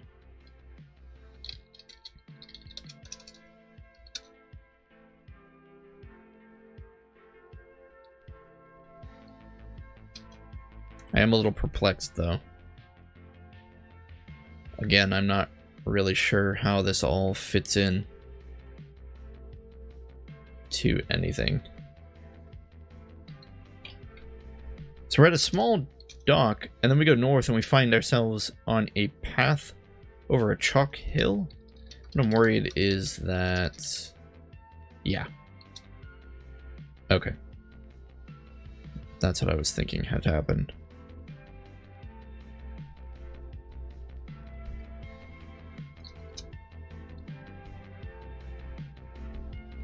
So, actually, this fits together like this.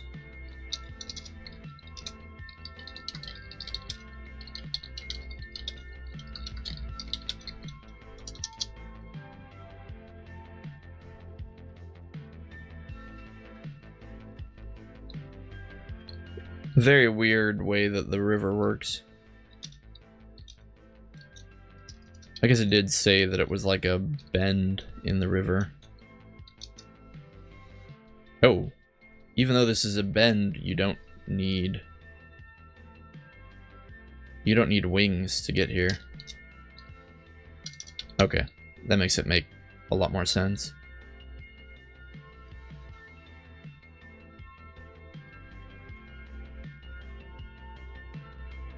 Okie dokie. Yeah, so it appears that traveling on a river, space for space, river spaces move a lot further. And because that's a constant, I don't think it makes a lot more sense now. Now that we've encountered that in a lot more locations, so to say.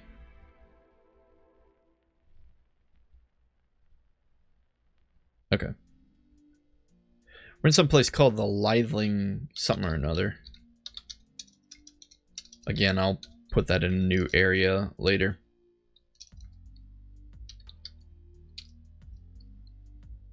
What do we do here?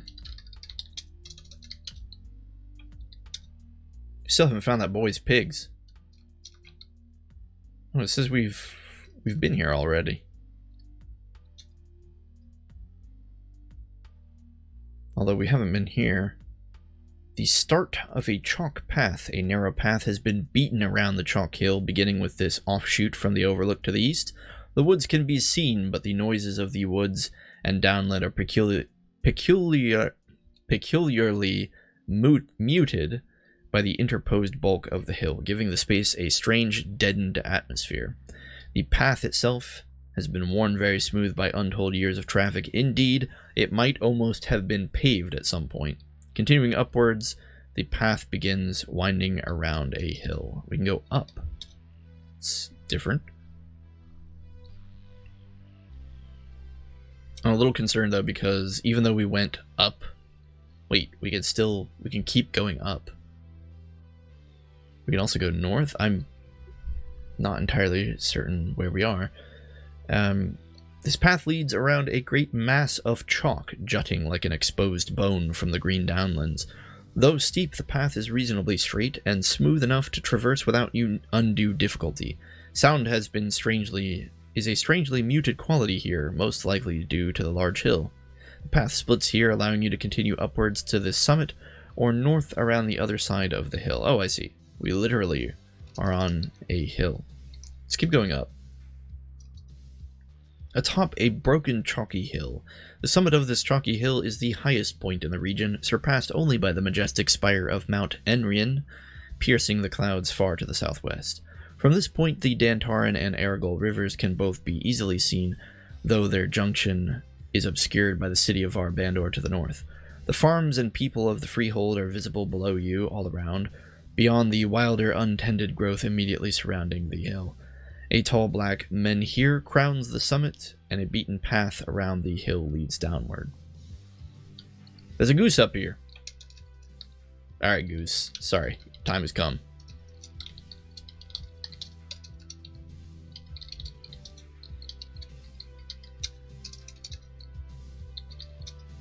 Well, we'll go down and then go around to the other side of the hill. Seems there's a path leading around it. Path around Chalk Hill, this narrow path of beaten stony dirt winds its way around the steep sides of the chalky hill. The hill continues to jut upwards, leveling off somewhere. To the northeast, you are afforded a view of the rolling hills of the Lythling Freehold. That's what this place is, the Lythling Freehold. Gotta remember that. Gradually becoming greener to the east. Northwest, the walls of Avendar can be seen, surrounded by the peninsular docks, which reach out into the muddy waters. The path winds its way around from the east, hugging the chalk face to the south. A dark triangle is formed in the side of the hill, carved in with rough strokes. An assortment of runes are carved over the entrance, which seems to continue inward. Weird. Alright. Now we're inside the hill. You stand in a low cave-like room formed out of the soft white rock of the hill. Bare and featureless, this room is vaguely circular, with dead leaves and whitish, dusty earth piled up in corners, blown by wind or animals. The air is stale and dusty, with a hint of something more cloying. Alright, what's cloying mean? Good grief. Cloying. Disgust or sickened. Alright. Cloying, the ceiling is slightly stained with streaks from torch smoke. A triangular hole leads north out onto the side of the hill, and on the opposite side of the room, a dark round hole angles sharply down into the stone. Well, outside this ominous path into a chalky hill, I think is where we're going to end for today. Perhaps we'll explore this on the next video. I'm not really sure what this place is. I'm trying to get the map back. Here we go. But we're somewhere around here in the Lythling Freelands, south of Avendar. Oh well. Got quite a bit mapped today. The Aryan fields were certainly something to behold. Although it does seem that this part of the river and these rooms here will need to be reworked. I'm sure this is just completely in the wrong space. These are part of the Lythling Freelands, as well as the fact that